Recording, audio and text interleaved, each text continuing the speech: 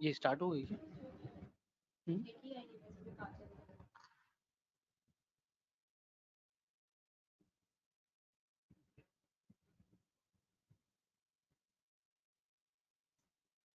ये time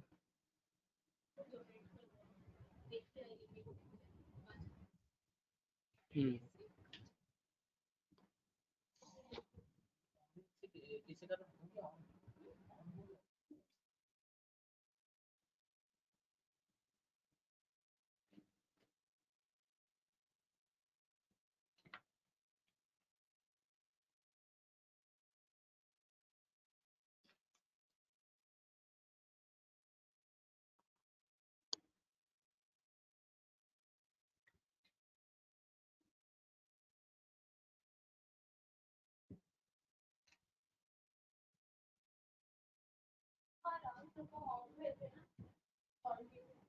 hello, आवाज मेरी क्लियर आ रही है?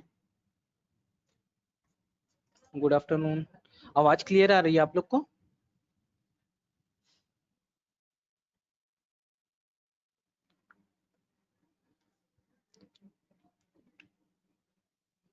हेलो हेलो, आज क्लियर आ रही है आवाज?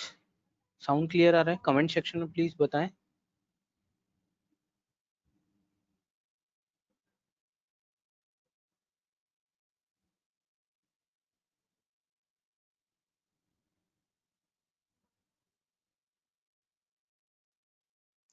ओके,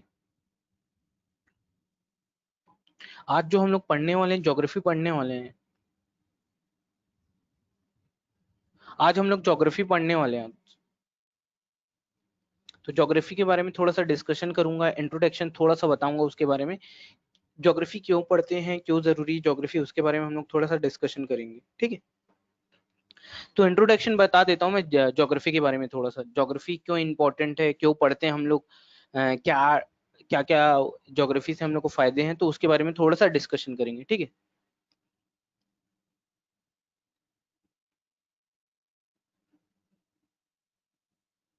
ठीक है, ज्योग्राफी एक्चुअली मैं अर्थ बना रहा था, ठीक है?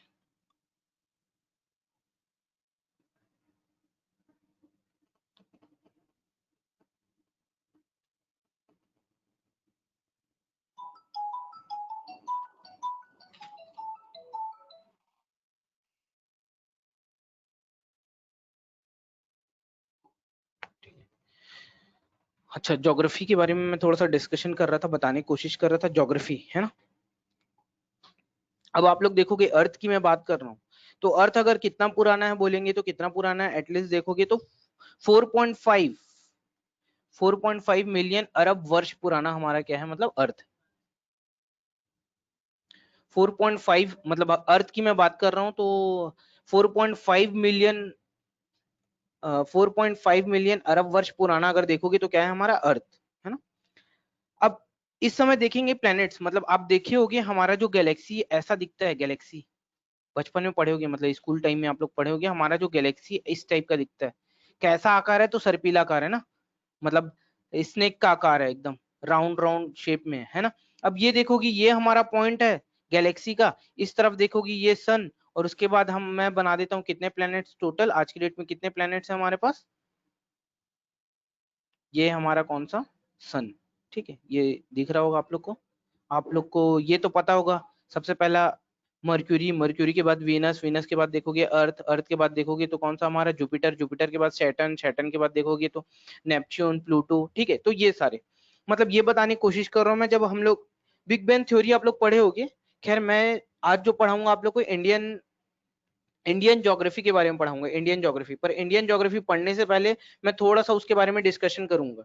इंडियन ज्योग्राफी से पहले थोड़ा सा डिस्कशन करना जरूरी है, क्योंकि आप लोग को पता चले क्या है एक्चुअली क्लाइमेट, क्यों पढ़ते हैं हम लोग ज्योग्राफी के बारे में। इंटरेस्टिंग टॉपिक है ज्योग्राफी, एक बार पढ़ लोगे दोबारा जिंदगी में कभी पढ़ने की जरूरत नहीं पड़ेगी। हाँ, ज्योग्राफी पढ़ने के लिए आपके पास दो तीन चीजें होनी चाहिए। सबसे पहला जो जो होना चाहिए आप लोग के पास, एटलस सबके पास होना चाहिए, बहुत जरूरी है। एटलस के बाद अगर दूसरा चीज जरूरी तो एक ब्लैंक मैप, मतलब इंडिया का, वर्ल्ड का एक ब्लैंक मैप जरूरी है, क्योंकि इंडिया का जो ब्लैंक मैप है आपको पता रहना चाहिए। अगर मैं जम्मू कश्मीर की बात कर रहा हूँ मतलब एकदम नॉर्थ पॉइंट की बात कर रहा हूँ, तमिलनाडु की बात कर रहा हूँ मतलब एकदम साउथ की बात कर रहा हूँ, अरुणाचल प्रदेश प्रदेश की बात कर रहा हूँ मतलब मैं एकदम ईस्ट की बात कर रहा हूँ, गुजरात की बात कर रहा हूँ मतलब वेस्ट की बात, मतलब हमारा मैप जो है एकदम क्लियर होना चाहिए, है ना। तो एकदम क्लियर मतलब आप लोग याद रख लीजिएगा सारी चीजें, मतलब ज्योग्राफी पढ़ने से पहले हमारे पास एक एटलस होना चाहिए। हाँ, स्कूल टाइम में अगर आपके पास ऑक्सफोर्ड का होगा तो बहुत अच्छा है, बहुत अच्छी चीज है ना। ऑक्सफोर्ड वाला अगर होगा आपके पास, एटलस होगा तो बहुत अच्छी चीज है, उसको आप लोग कंसिडर कर सकते हैं, रख सकते हैं। स्कूल टाइम का 9-10 का ऑक्सफोर्ड होगा तो ठीक है। हाँ, बट ब्लैंक मैप में आप भरना ना भूलें, इंडिया के बारे में, वर्ल्ड के बारे में, कौन कौन से कंट्री है हमारे, कौन कौन से स्टेट है, एकदम क्लियर रहना चाहिए, ठीक है, जरूरी है। हाँ, मैं बना रहा हूँ एक, ये जैसे हमारा जो बोर्ड दिख रहा है, मतलब हमारा जो कंप्यूटर स्क्रीन दिख रहा है, ये हम लोग एक मान लेते हैं यूनिवर्स, ठीक है। अब इसके थ्योरी आप लोगों को पता ही होगा, एक पॉइंट था, विस्फोट हुआ, विस्फोट के बाद देखोगे तो गैलेक्सी, गैलेक्सी का निर्माण हुआ, मतलब गैलेक्सी देखोगे, यूनिवर्स में देखोगे तो बहुत सारी गैलेक्सी है ना। हमारी जो गैलेक्सी जिसको हम लोग क्या बोलते हैं, है ना, इसको मिल्की वे बोलते हैं या फिर गैलेक्सी, है ना। वैसे ही देखो कि बहुत सारी गैलेक्सी है, हम लोग अभी तक अपनी गैलेक्सी से बाहर नहीं ढूंढ पाए, अपनी गैलेक्सी से बाहर डिस्कवर मतलब खोज नहीं पाए, है ना। तो गैलेक्सी के बारे में अगर मैं डिस्कशन कर रहा हूँ, बात कर रहा हूँ, मतलब मैं अपनी गैलेक्सी की बात कर रहा हूँ, मतलब हमारा जो गैलेक्सी जो ये सांप के, स्नेक के आकार का है, उस गैलेक्सी की बात कर रहा हूँ, जो आप लोग को डायग्राम में बोर्ड में दिख रहा होगा, उस गैलेक्सी की मैं बात कर रहा हूँ, है ना। उसमें देखोगे तो एक सेंटर पॉइंट है, और उसके बाद देखोगे तो सन है, सन के बाद देखोगे तो वीनस, वीनस के मतलब मर्क्यूरी है, मर्क्यूरी के बाद देखोगे तो वीनस, वीनस के बाद देखोगे अर्थ, अर्थ के बाद देखोगे तो मार्स, मार्स के बाद देखोगे जुपिटर, जुपिटर के बाद सैटर्न, सैटर्न के बाद नेपच्यून, और उसके बाद देखोगे तो प्लूटो।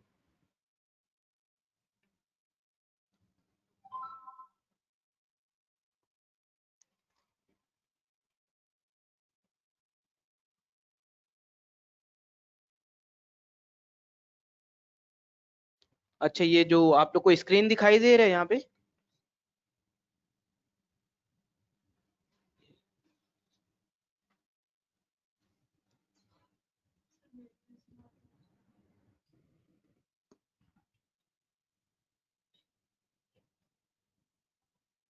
हाँ इसको क्लियर देख लेते हैं हम, है ना, गैलेक्सी दिखा देता हूँ आपको।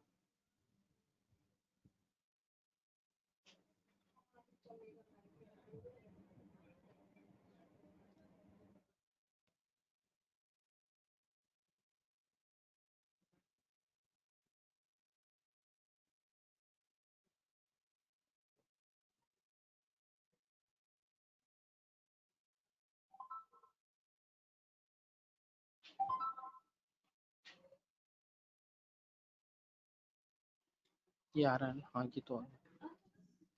हाँ ठीक, मतलब मैं ये गैलेक्सी की बात कर रहा हूँ जो बना हुआ है हमारा डायग्राम में, ठीक है, ठीक है, ठीक है, क्लियर है। हाँ, तो मैं गैलेक्सी की बात कर रहा हूँ, अपने गैलेक्सी की बात कर रहा हूँ, ये हमारा गैलेक्सी है ना। अब गैलेक्सी में देखोगे तो ये वाला हमारा क्या है, सन, ठीक है। उसके बाद ये देखोगे मर्क्यूरी, मर्क्यूरी के बाद ये वीनस, वीनस के बाद देखोगे ये अर्थ, अर्थ के बाद देखोगे तो ये मार्स, उसके बाद जुपिटर, नेपच्यून, मतलब हाँ सैटर्न, सैटर्न के बाद देखोगे तो नेपच्यून, और एक कौन सा हमारा, प्लूटो, ठीक है। तो ये सारे प्लैनेट्स, अभी मैं सिर्फ एक एग्जांपल दे रहा हूँ आप लोग को, एक इंट्रोडक्शन देने की कोशिश कर रहा हूँ,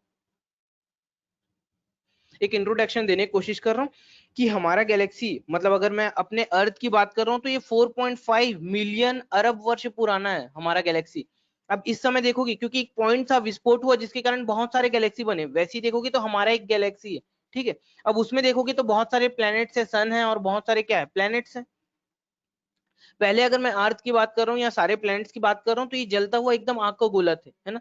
धीरे धीरे क्लाइमेट चेंज हुआ, ठंडा हुआ, और ठंडा होने के बाद देखोगे तो क्या हुआ, मतलब इस, अब क्लाइमेट चेंज हुआ मतलब देखोगे तो जैसे मौसम परिवर्तन होता है, क्लाइमेट चेंज होता है, तो वैसे ही क्या हुआ, धीरे धीरे यहाँ पे ठंडा हुआ, ठंडा होने के बाद देखोगे धीरे से क्या हुआ, बारिश गिर गया। मतलब मैं बता रहा हूँ कौन से, अर्थ, अर्थ भी देखोगे तो 3 पार्ट में बटा हुआ है। सबसे बीच वाला लेयर, मतलब इसकी बात कर रहा हूँ, ये गोले की जो बात कर रहा हूँ जिसको बोलते हैं हम लोग कोर, ठीक है। कोर के बाद ये जो मिडिल वाला लेयर है जिसको क्या बोलते हैं हम लोग, मेंटल, और ये ऊपर वाला लेयर है जिसको क्या बोलते हैं, क्रस्ट। ये वाला लेयर को बोलते हैं कोर, ये मेंटल, और ये वाला लेयर को बोलते हैं हम लोग क्रस्ट। 3 पार्ट में डिवाइड है। ये कोर जो है एकदम लिक्विड फॉर्म में, ये जो कोर की मैं बात कर रहा हूँ एकदम लिक्विड फॉर्म में। उसके बाद देखोगे ये कौन सा है हमारा मेंटल, और ये कौन सा इलाका है हमारा क्रस्ट। एक्चुअल आप अर्थ को देखने की कोशिश कर रहे हो ना, तो ये अर्थ अगर आप लोग देखोगे ना, तो ये वाला इलाका कोर जो है ना एकदम लिक्विड फॉर्म में रहता है, एकदम लिक्विड फॉर्म में। मतलब जैसे चॉकलेट खाते हैं ना हम लोग, एक्लियर्स की बात कर रहा हूँ, एक्लियर्स चबाओगे दांतों में चिपक जाता है, नोटिस करना कभी, अगर नहीं हो तो आज ट्राई करो, है ना। तो एक लेयर्स खाओगे ना तो दांतों में चिपक जाता है, वैसी लिक्विड फॉर्म में रहता है। हाँ, पर ये इसको खाने की कोशिश मत करना, है ना, नहीं तो मुंह जल जाएगा पूरी तरह से। हाँ, तो ये जो हमारा कोर है ये पूरे लिक्विड फॉर्म में, पर बहुत ही ज्यादा गर्म गर्म फॉर्म में रहता है। हाँ, कभी कभी याद रखना, ये वाला इलाके जिसको क्या बोलते हैं लोग, मेंटल, और इसके ऊपर जो लेयर है एक्चुअल में क्रस्ट। एक्चुअल में हमारा क्रस्ट अगर देखोगे ना तो ये इस टाइप के शेप में है। अब आप लोग को लग रहा होगा सर ये कैसे हो सकता है, पॉसिबल कैसे हो सकता है। देखो क्यों पॉसिबल है आप लोग को मालूम है, क्योंकि जब बारिश वारिश गिरी, मौसम परिवर्तन हुआ, बारिश गिरी, तब ये पूरा क्या हुआ, एक्चुअल में ये पूरा क्या हो गया, पूरी तरह से पैक हो गया। ये देखो ये ऐसे फिर पूरा आगे जाके पूरी तरह से क्या हो गया, ये पैक। इसलिए बोलते हैं ना हम लोग, अर्थ के कितने परसेंट एरिया में पानी है, तो कितना 70% एरिया, 71% एरिया में क्या है, पानी है, और 30 मतलब 29% एरिया में क्या है, सिर्फ जमीन है ना। तो ये इसका रीजन यही है। अब मैं बात कर रहा हूँ किसके बारे में, अर्थ के बारे में बात कर रहा हूँ। अब अर्थ में, अब पहले ये था सिस्टम, तो अब आप लोग को लग रहा होगा कि यार मनुष्य कैसे है, जानवर कैसे है, इसकी थ्योरी क्या है। तो आप लोग को आगे जाके मिलेगा कौन सा, डार्विन डार्विन डार्विन का थ्योरी आप लोग को पढ़ना पड़ेगा। डार्विन थ्योरी, खैर मैं उतना डीप में जाऊंगा, पर एक आउटलाइन दे देता हूँ, बता देता हूँ, ताकि आप लोग को चीजें समझ में आए। हुआ क्या, अगर आप लोग देखो कि सबसे पहला जो काल था, या फिर सबसे पहला जो एज था, जिसको हम लोग बोलते हैं फिशरीज एज। क्या होता है ये फिशरीज एज, है ना, फिशरीज एज की बात कर रहा हूँ।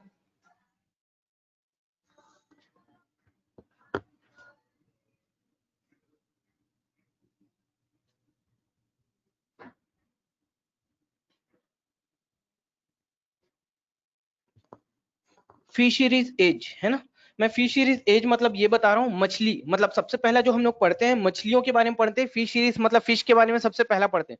क्योंकि अल्टीमेटली आप लोग देखोगे ना, तो सबसे पहले जब परिवर्तन हुआ था, तो सबसे पहले जो अगर देखोगे, मतलब मैं अर्थ की बात कर रहा हूँ, तो सबसे पहले क्या हुआ, मौसम परिवर्तन और बारिश वारिश गिरा, तो यहाँ पे क्या है, समुद्र, सी, ओशियंस, और क्या है, रिवर्स का निर्माण हुआ। अब इसमें देखोगे ना, तो अब कुछ रिवर लोग क्या है, टकरा के जमीन वाले इलाके में आए, तो वहां पे क्या होगी, धीरे धीरे काई जमना शुरू हो गया। फिर वहां पे देखोगे धीरे से बैक्टीरिया, मतलब उसके बाद देखोगे तो धीरे से फिर किसका जन्म हुआ, मतलब देखोगे फिश मतलब मछलियों का जन्म हुआ। इसलिए बोलते हैं ना, सबसे पहला जो एज है, जो सबसे पहले हम लोग को मिलता है, जो अर्थ में जो सबसे पहला आया था, अगर बोलेंगे तो कौन सा, फिशरीज एज की बात कर रहा हूँ। ये सबसे पहला आप लोग को मिलेगा, ये सबसे पहला आया, है ना।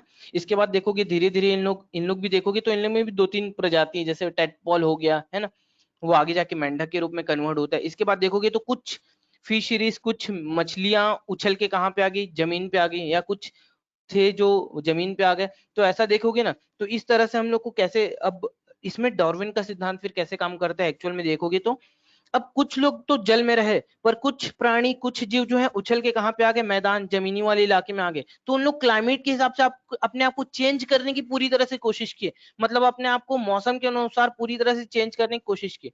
अब डार्विन की जो थ्योरी है उसके हिसाब से ये बोलते हैं कि जो इंसान, मतलब जो भी जानवर है, अपने आप को क्लाइमेट के हिसाब से अपने आप को ढाले, उन लोग उस तरह से क्या हो गए, जीना शुरू कर चुके थे, मतलब जिंदगी जीना शुरू कर चुके थे। तो ये चीजें आपको मिलेंगी आपको। तो सबसे पहले फिशरीज काल के बारे में पता चला। आगे जाके देखोगे तो हम लोग किसके बारे में पता चला, आगे जो हम लोग को एज मिलता है कौन सा, मेसोजोइक एज। एग्जाम में हमेशा पूछता है मेसोजोइक एज, ये है क्या मेसोजोइक एज, मतलब इस समय देखोगे ना, तो डायनासोर की उत्पत्तियों के बारे में पता चला। मतलब कभी कभी पूछ लेता है मेसोजोइक एज से किनके बारे में पता चलता है, तो एक्चुअली डायनासोर लोग कैसे पैदा हुए थे, किस काल में, किस ईयर में पैदा हुए थे, तो मेसोजोइक एज में पैदा हुए थे। अब डायनासोर समाप्त क्यों हो गए, इसका भी बहुत बड़ा रीजन है ना। अब न्यूजीलैंड में आप लोग देखे होगे, आज भी देखोगे न्यूजीलैंड में एक एक इलाके में जाओगे तो बहुत बड़ा गड्ढा है, मतलब बहुत बड़ा वो है, मतलब कहा जाता है, मतलब प्राचीन समय में कहा जाता है कि यहाँ पे क्या गिर गया था आके, मतलब इस समय आके जो गिर गया था उल्का पिंड, जिसको इंग्लिश में बोलते हैं हम लोग मेटियोराइट्स, है ना, मेटियोराइट्स बोलते हैं इसको। हाँ, ये बता देता हूँ ये,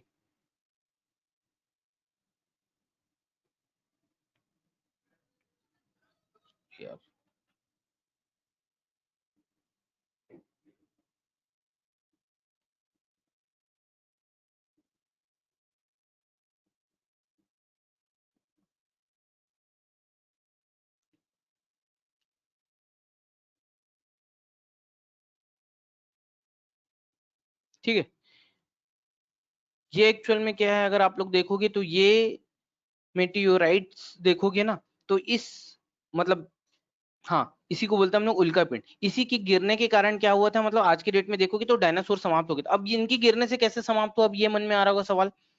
हुआ क्या एक्चुअल में देखोगे, अगर मान लो ये वाला इलाका अगर न्यूजीलैंड है, अब यहाँ पे बहुत बड़ा क्या है, मेटेरियोइड्स या फिर उल्कापिंड अगर आके गिरा है, तो मतलब यहाँ पे क्या हो जाएगा, पूरा कहीं ना कहीं बड़ा सा गड्ढे के रूप में होगा। और इसके कारण क्या होगा, पूरे वातावरण मतलब आसपास के इलाके में क्या होगा, पूरा डस्ट मतलब धूल पूरी तरह से क्या हो चुकी रहेगी, फैली रहेगी। अब आप ये लोग कभी भी देखना, कभी भी कोहरा अगर रहे, मतलब दिल्ली वैली में देखे होगे, कोहरा अगर छाया हुआ है या फिर डस्ट है एकदम, तो सनलाइट नहीं आ पाता कभी भी अर्थ में। कभी भी अगर डस्ट फैला हुआ है चारों तरफ तो सनलाइट नहीं आता।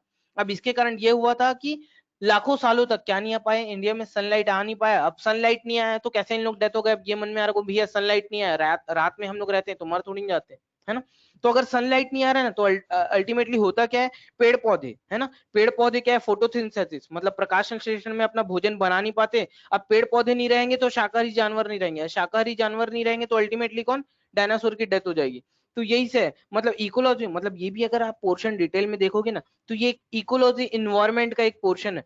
मतलब अगर सनलाइट आना बहुत जरूरी, क्योंकि ये भी एक चेन सिस्टम है कि कहीं अगर अर्थ में आज की डेट में क्या गिर गया, मेटियोराइट्स अगर गिर गए या उल्का पिंड अगर आके गिरता है अल्टीमेटली, है ना, तो बहुत बड़े वातावरण में क्या होगा, पूरी तरह से डस्ट पूरी तरह से फैल जाएगा। और डस्ट फैला कहीं, है ना, धूल अगर ज्यादा फैला तो अल्टीमेटली क्या होगा, सूर्य का प्रकाश, सनलाइट आएगा नहीं, और सनलाइट नहीं आएगा मतलब पेड़ पौधे सारे मर जाएंगे, पेड़ पौधे मरेंगे मतलब शाकाहारी जानवर मरेंगे।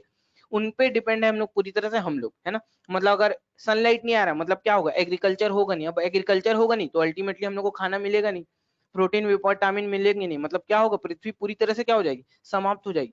तो इसलिए बोलते हैं ना, प्रकृति के हिसाब से हम लोग कभी भी क्या नहीं करना चाहिए, खिलवाड़ नहीं करना चाहिए। क्योंकि हम लोग प्रकृति के साथ खिलवाड़ करेंगे तो अल्टीमेटली हम लोग अपने साथ क्या कर रहे हैं, अपना लॉस कर रहे हैं एक तरफ से। इसलिए बोलते हैं ना, पेड़ पौधे को बचाओ, जल ही जीवन है, क्यों बोलते हैं, उसका रीजन यही।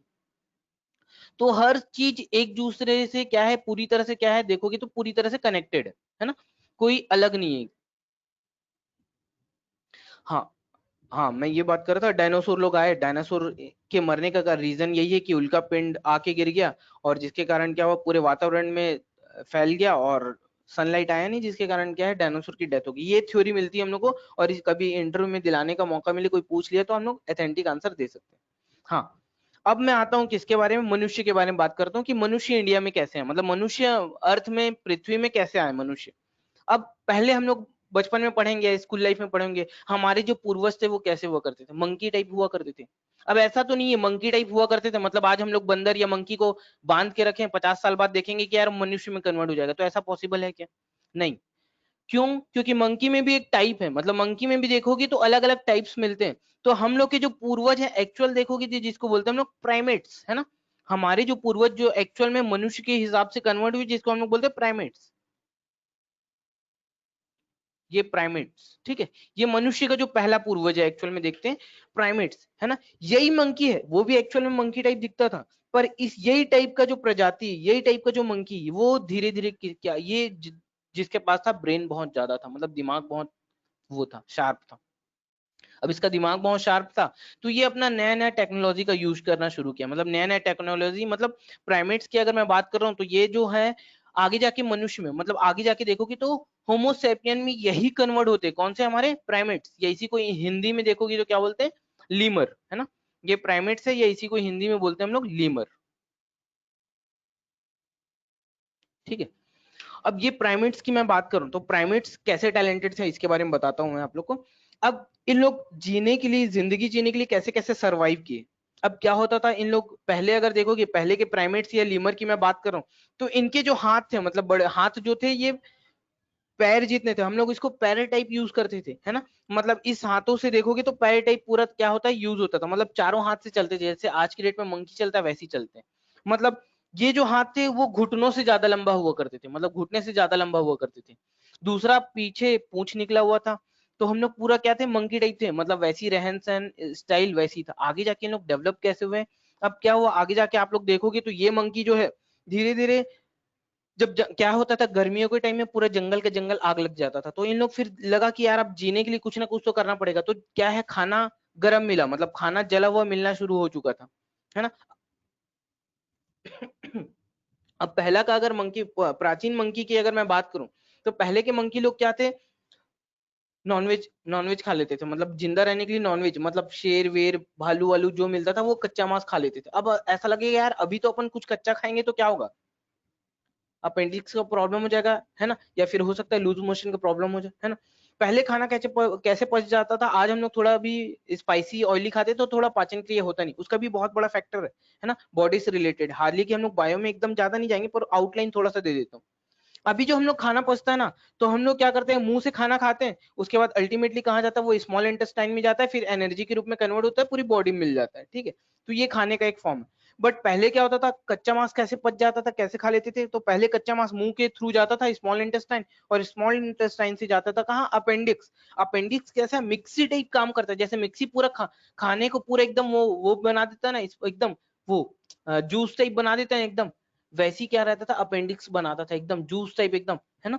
मतलब वो क्या होता था, उसके बाद फिर बॉडी में हमारी एनर्जी के रूप में कन्वर्ट होता था, और फाइनली हमारी पूरी बॉडी में क्या मिलता था, एटीपी, एनर्जी के रूप में कन्वर्ट होता था, मतलब ये मिलता था।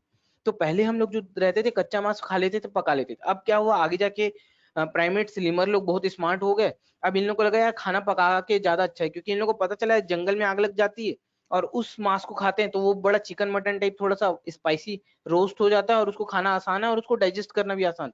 तो मनुष्य धीरे धीरे प्राइमेट्स लोग जो कन्वर्ट हो रहे थे अंगोरवाड, उसके बाद देखोगे तो चिंपैंजी, आगे जाके जो कन्वर्ट हुए एक्चुअल जो मनुष्य टाइप दिखा, जो मनुष्य का पहला पूर्वज जो बोलते हैं ना मनुष्य टाइप ही दिखता था, वो कौन था, हमारा होमोसैपियन।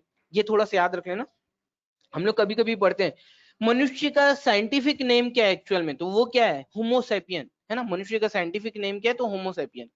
ये लिख देता हूं मैं आप लोग को, होमोसैपियन, होमोसैपियन, ठीक है, होमोसैपियन।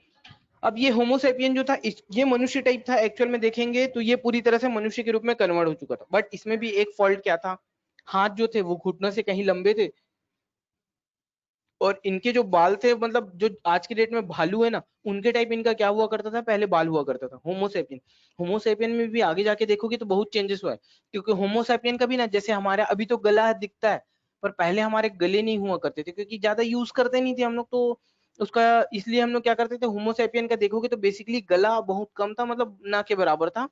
और इन्हीं लोग के में क्या हुआ, धीरे धीरे चेंजेस आए, आगे जाके इन लोग इस समय देखोगे ना, तो होमोसेपियन एक्चुअल में आज की डेट में क्या बोल सकते हैं, ट्राइब्स को बोल सकते हैं, क्योंकि जैसे इन लोग को जंगलों में रहना पसंद है, वैसा कल्चर अच्छा लगता है, तो वो मतलब होमोसेपियन मतलब आदिमानव टाइप थे, और इनको जंगलों में रहना ज्यादा, रहन सहन इनको ज्यादा पसंद था, और इन लोग को कोई चीज का टेंशन था नहीं, जॉब वॉब का तो कोई टेंशन वेंशन रहता नहीं था, क्योंकि डेली खाना डेली कमाना वही वाला हिसाब किताब चलता था।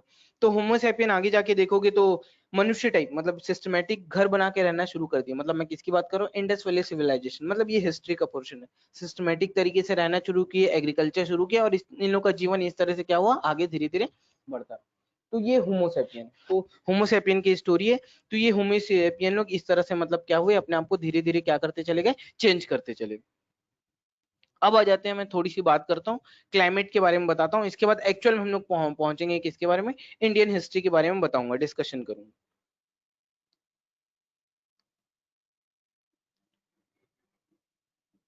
सॉरी, इंडियन हिस्ट्री बोल रहा हूँ, इंडियन ज्योग्राफी के बारे में मैं डिस्कशन करूंगा, मतलब बताऊंगा इंडियन ज्योग्राफी, ठीक है।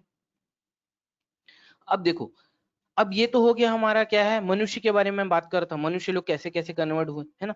वैसे ही अगर मैं बात कर रहा हूँ क्लाइमेट, क्लाइमेट भी पढ़ना हम लोग को बहुत जरूरी है, क्योंकि क्लाइमेट क्लाइमेट एक ऐसा है ना, मौसम चेंजेस क्यों आते हैं, हमेशा गर्मी के बाद ही क्यों है, बारिश गिरता है, बारिश के बाद ही ठंड क्यों आता है, इसके बारे में थोड़ा सा हम लोग को पढ़ना है। खैर वो क्लाइमेट वाला पोर्शन है, पर एक आउटलाइन दूंगा, पहली बारिश कहाँ से गिरती, क्यों बारिश गिरती है, क्लाउड कहाँ से कैसे जाता है, इसके बारे में भी थोड़ा सा डिस्कशन करना जरूरी है, क्योंकि ज्योग्राफी अल्टीमेटली है क्या, ज्योग्राफी हमारे पूरे क्लाइमेट्स के बारे में बताया गया है, कि कैसे कैसे इंफ्रास्ट्रक्चर है, क्या क्या है, अर्थ कैसे मूव करता है, सन कैसे मूव करता है, तो इसके बारे में पूरा डिस्कशन रहेगा, मतलब, है ना।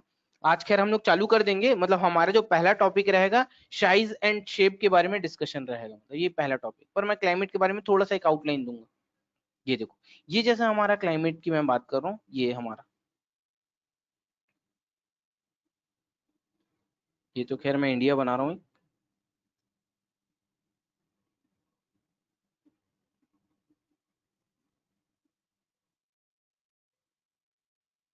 अब देखो क्लाइमेट चेंज क्या होता है, क्लाइमेट चेंज कैसे होता है। अब देखोगे आप लोग नोटिस किए होगे, ये बना देता हूं मैं कौन सा आप लोग का ओशियंस बना देता हूँ। ये देखो ओशियंस टाइप दिख रहा है ना, नहीं भी दिख रहा है तो देख ऑब्जर्व कर लो आप लोग, ठीक है। ये ओशियन है हमारा, ठीक है। इस तरफ देखोगे तो बे ऑफ बंगाल है, इस तरफ देखोगे तो हमारा क्या है, अरेबियन सी, ठीक है। तो ये तो सबको मालूम होगा, ये हमारा क्या है, अरेबियन सी, और ये देखोगे तो बे ऑफ बंगाल है ना। ये तो इतना तो सबको पता रहता है, ठीक है। अब यहाँ पे मैं बना देता हूँ एक सन बना देता हूँ, ठीक है। अब देखो गर्मी के मौसम में एक्चुअल में होता है क्या है बताऊँ, गर्मियों के मौसम में देखोगे तो क्या होता है, अभी जैसे देख रहे होगे नौटप्पा लगा हुआ है, और नौटप्पा लगा हुआ है तो गर्मी बाहर निकलेंगे तो अल्टीमेटली क्या हो जाता है, एकदम प्यास लगता है, गला सूखने लग जाता है, या फिर बहुत सारे लोग होते होंगे जो चक्कर उक्कर आ जाता होगा, है ना। रीजन क्या होता है एक्चुअल में, ये, हाँ, ये देखो, ये हमारा अगर मैं बताता हूँ आप लोग को, ये जैसे हमारा क्या है, सन है, मालूम है। सारे प्लैनेट्स हमारे क्या करते हैं, सन के चारों ओर चक्कर लगाते हैं। अब ये मतलब चक्कर लगा रहे हैं, मतलब राउंड शेप पर नहीं लगा रहे हैं, मतलब कैसे लगा रहे हैं, ओवल शेप में ऐसा चक्कर लगाते हैं, ये देखो ऐसा लगाते हैं चक्कर, है ना।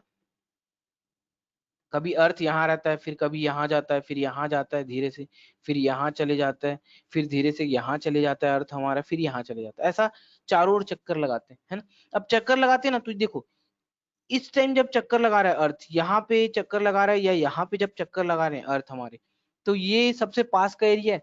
और इसलिए इस जब इस सिचुएशन में आता है ना अर्थ, तब एक्चुअल में देखोगे तो क्या होता है, हमारा गर्मियों का मौसम आता है, मतलब गर्मी पड़ती है। मतलब मैं कब की बात कर रहा हूँ, जनवरी फरवरी के बाद से देखोगे तो कब की बात कर रहा हूँ मैं, आपका मई जून। मतलब यहाँ पे रहता है हमारा, मतलब सनलाइट एकदम अर्थ, मतलब सनलाइट अगर देखोगे तो एग्जैक्ट सीधा पड़ता है, और सीधा पड़ने के कारण क्या होता है, गर्मी बहुत ज्यादा होती है यहाँ पे, कहाँ पे, इंडिया, है ना। अब यहाँ पे देखोगे तो क्या हो रहा है, अल्टीमेटली गर्मी पड़ रही है, मतलब क्या होगा यहाँ पे, लो प्रेशर होगा, है ना। अब लो प्रेशर होगा तो यहाँ के जितने ओशियन है, मतलब चाहे मैं अरेबियन सी की बात कर रहा हूँ या बे ऑफ बंगाल, यहाँ का जो ओशियन है जो क्या है, उड़ के कहाँ चले जाते हैं ये पूरा, सूर्य के पास चले जाता है उड़ के, है ना। मतलब ये किस में कन्वर्ट हो रहा है, पूरी तरह से क्लाउड में कन्वर्ट होना शुरू कर देता है। मतलब यहाँ पे मई जून में देखोगे तो लो प्रेशर आता है, और मई जून के बाद देखोगे तो 15 जून के आसपास यहाँ पे इंडिया में मानसून आता है। तो अब देखो क्लाइमेट कैसे एंटर करता है बताओ, क्योंकि मई जून में मतलब एकदम लो प्रेशर है, इंडिया में लो प्रेशर है और यहाँ पे हाई प्रेशर है, तो ये क्या है, कन्वर्ट होना शुरू कर रहा है। मतलब किसमें कन्वर्ट होने की कोशिश कर रहा है वो, क्लाउड में कन्वर्ट होने कर रहा है। तो वो जाता कैसे रेंज में, इस रेंज में जाता है। मतलब सबसे पहले एंटर जो करता है ना, कहाँ से करता है, ये केरल से एंटर करता है हमारा क्लाउड, मतलब क्लाउड मतलब ये, है ना, ये केरल से एंटर करता है और यहाँ से फिर स्टार्ट करना शुरू करता है। मतलब यहाँ से हमारा क्लाउड ऐसा वो करना शुरू करता है, ये देखो क्लाउड हमारा, ये देखो ऐसा क्लाउड अगर देखोगे ना तो सेम इसी कंडीशन में देखोगे तो क्या है हमारा, मतलब रन करना शुरू करता है। तो इसलिए बोलते हैं ना, सबसे फर्स्ट टाइम बारिश इंडिया में कहाँ गिरती है, तो कहाँ पे गिरती है सबसे ज्यादा बारिश, सबसे पहला स्टार्टिंग में अगर देखोगे तो कौन से स्टेट में गिरती है, तो केरल। यही घुमा घुमा के एग्जाम में क्वेश्चन पूछेगा। एक बारिश होती है कौन सा, हमारा अरेबियन सी, और कुछ बारिश जो होती है हमारी कहाँ से होती है, बे ऑफ बंगाल, ठीक है। तो ये खैर वो जब मैं क्लाइमेट आएगा तो मैं इसको और अच्छे से डिटेल करके आपको अच्छे से एक्सप्लेन करके बताऊंगा। तो ये ऐसा होता है हमारा कौन सा, विंड। मतलब अगर मैं विंड देख रहा हूँ ना तो इस टाइप से एंटर करता है। मतलब यहाँ पे देखोगे सबसे पहला स्टेट कौन सा, केरल, यहाँ से एंटर करता है और वापस यहाँ पे जाता है। हाँ यहाँ पे देखोगे तो कौन सा हमारा हिमालय हिमालय हिमालय रेंज है। अगर ये नहीं होता ना तो हमारे इंडिया में बारिश गिरना बहुत मुश्किल होता है। जैसे अरब देशों में बारिश नहीं गिरता, अरेबियन कंट्री में बारिश नहीं गिरता, तो इंडिया में भी बारिश नहीं गिरता अगर हिमालय पर्वत नहीं होता, हिमालय रेंज नहीं होता तो, ठीक है। तो ये हम लोग को थोड़ा सा पता चलता है। अब आ जाते हैं एक्चुअल में जो पढ़ाना चालू कर रहा था, साइज और शेप के बारे में, इंडिया के बारे में थोड़ा सा डिस्कशन, मतलब इसके बारे में पढ़ाऊंगा मैं, ठीक है। हाँ, अब देखो ये अर्थ है हमारा,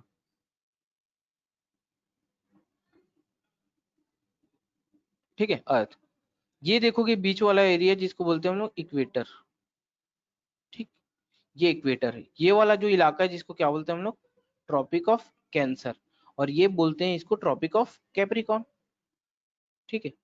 अब हमारा जो इंडिया एक्चुअल में जो है ना, कहाँ पे, ये हमारा इंडिया है, ठीक है। ये देखोगे तो एक्चुअल में ये हमारा क्या है, इंडिया है, ये देखो, ठीक है। ये देखोगे ये एरिया जो है हमारा एक्चुअल में क्या है, इंडिया है, ठीक है। थोड़ा सा ऊपर नीचे बन गई ये इंडिया। तो अब देखो यही क्वेश्चन फ्रेम होगा, मतलब अपने को ना जितना है डायग्राम मैप से जितना पढ़ेंगे उतना अच्छा है, और एक बार ज्योग्राफी पढ़ लोगे ना जिंदगी में ज्योग्राफी पढ़ने की जरूरत नहीं, एकदम इजी। अब देखो क्वेश्चन क्या पूछेगा, इंडिया कहाँ पे है, अर्थ के कौन से, नॉर्थ पोल में, नॉर्थ तरफ है कि साउथ में, तो सिंपल सा है। ये अब इक्वेटर है तो ये ऊपर वाला है, मतलब कौन से इलाके में, नॉर्थ, तो इसको रटने की जरूरत नहीं एकदम।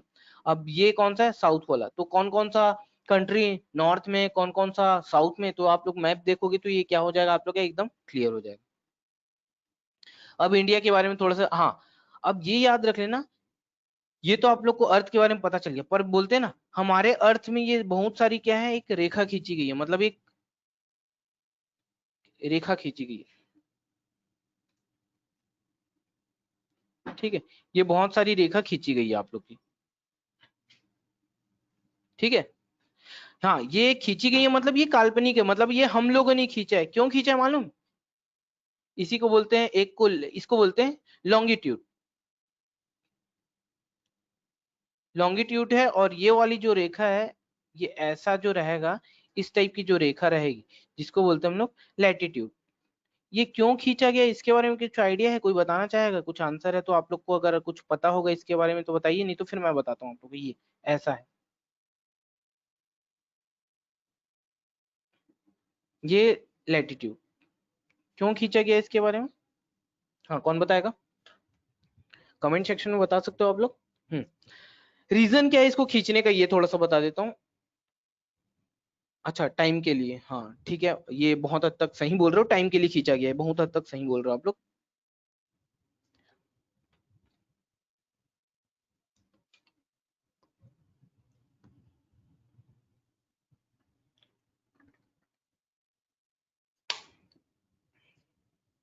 हाँ ये टाइम के लिए खींचा गया एक्चुअल में, ये तो ठीक है, आंसर टाइम के लिए खींचा गया। हाँ और कुछ अगर आइडिया होगा आप लोग को तो, आप लोग कभी एक टॉपिक पढ़ाऊंगा, मतलब मौका मिला मेरे को तो आप लोग को, एक टॉपिक होता है साइंस एंड टेक्नोलॉजी, सुने होगे आप लोग, पढ़े भी होगे बचपन में।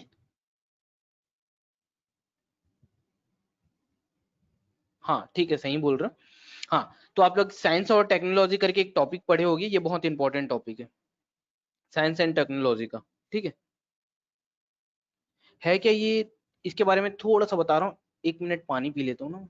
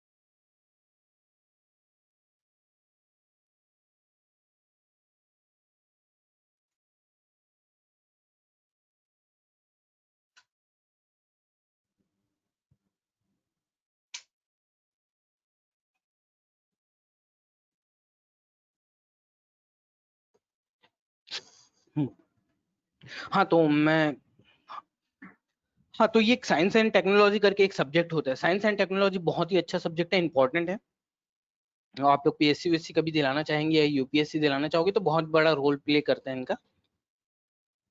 अब साइंस एंड टेक्नोलॉजी देखोगे ना, है क्या एक्चुअल में साइंस एंड टेक्नोलॉजी, अब आप लोग देखोगे ना पूरी तरह से, ये हमारा, ये बना देता हूँ अर्थ, है ना। अब हम लोग मालूम है आप लोग को बहुत सारे सैटेलाइट छोड़ते रहते हैं, है ना, सैटेलाइट छोड़ने का रीजन क्या है ना, क्या फायदा मिलता है, अब आप बोलते हैं ना, कभी कभी मोदी जी बोलते हैं यार देखो सैटेलाइट, यहाँ से मैं आज ये सैटेलाइट छोड़ा हूँ, ये सैटेलाइट छोड़ा हूँ, है ना, इंडिया वाले बोलते हैं हम लोग यार ये सैटेलाइट छोड़े। अब जैसे हम लोग नॉर्मल लोग हैं तो हम लोग को ये लगता है यार सैटेलाइट में इतना फंड क्यों रखना होगा, या बजट में सैटेलाइट में इतना फंड क्यों रखते होंगे, है ना।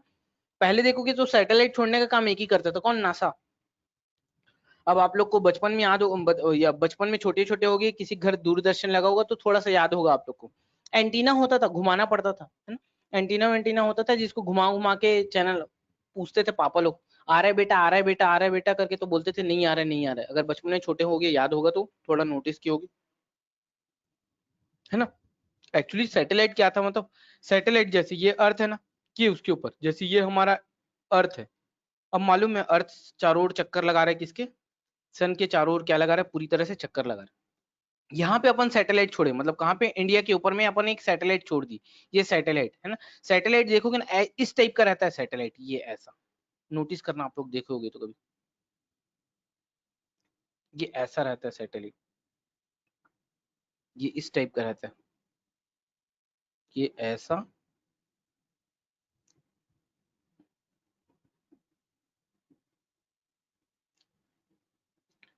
ऐसा जिग जैग करके रहता है, ये ऐसा जिग जैग करके रहता है। और ये चारों ओर ना, सन के चारों ओर देखोगे ना, मतलब अर्थ के चारों ओर क्या रहता है, जैसे जैसे हमारा इंडिया है उसके चारों ओर जैसे सन के चक्कर लगा रहा है ना, सैटेलाइट सेम चक्कर लगाता है। इससे क्या होता है बताऊं, ये सैटेलाइट क्या रहता है, डायरेक्ट जो हमारा मोबाइल चला रहे हैं जितना भी है ना, ये डायरेक्ट क्या रहता है, फ्रिक्वेंसी देता है हम लोग को, है ना। और इसी के थ्रू जो बोलते हैं ना, हमारे जितना भी मोबाइल है या फिर जितना भी टीवी है, ये सारे चार्ज होते हैं। अब आप लोग को लगता होगा ये छोड़ने से हम लोग को ये फायदा मिलता है, मतलब नासा वाले सबसे पहले करते थे। अब इसको भी बोलते हैं ना, लीज पे लेते हैं लोग, मतलब जैसे आज तो खैर हम लोग खुद अपना सैटेलाइट छोड़ते हैं, है ना, पर बहुत सारे पहले क्या रहता था, हम लोग इसको लीज पे लेते थे और उसके बदले क्या करते थे, नासा वाले को पैसा पे करते थे। तो बोलते हैं ना, अब हम लोग, हमारी जैसे इंडिया कंपनी है, तो इंडिया वाले नासा वाले लोग को पैसा पे कर रहे हैं। अब ये सोच रहे हो कि इंडिया वाले लोग को पैसा कैसे मिलता है, अब इंडिया वाले लोग को पैसा कैसे मिलता है, जैसे स्टार प्लस हो गया, कलर्स हो गया, जी टीवी हो गया, इन लोग को अपना सीरियल दिखाना है, तो इन लोग क्या करते हैं, पैसा पे करते हैं, किसको, जैसे डीडी डायरेक्ट हो गया इनको। तो इस तरह से एक दूसरे से ये चेन सिस्टम पूरी तरह से देखो कि कनेक्टेड है, तो इसलिए सैटेलाइट, है ना। अब ये कैसे काम करता है, अगर ये वाले जो एरिया है ना, जैसे ये अर्थ है, अब यहाँ पे लैटिट्यूड लॉन्गिट्यूड बहुत सारी काल्पनिक रेखाएं खींची गई, तो इसी के, मतलब इसको हम लोग जो बोलते हैं ना रडार, मतलब हमारा जो सैटेलाइट के थ्रू इंडिया में जो पहुंचता है, ये किसके थ्रू पहुंचता है, ये रेस किसके थ्रू पहुंचता है, तो ये रडार के थ्रू पहुंचता है एक्चुअल में। और इसी के बेस पे काम करता है कौन सा, हमारा प्लेन।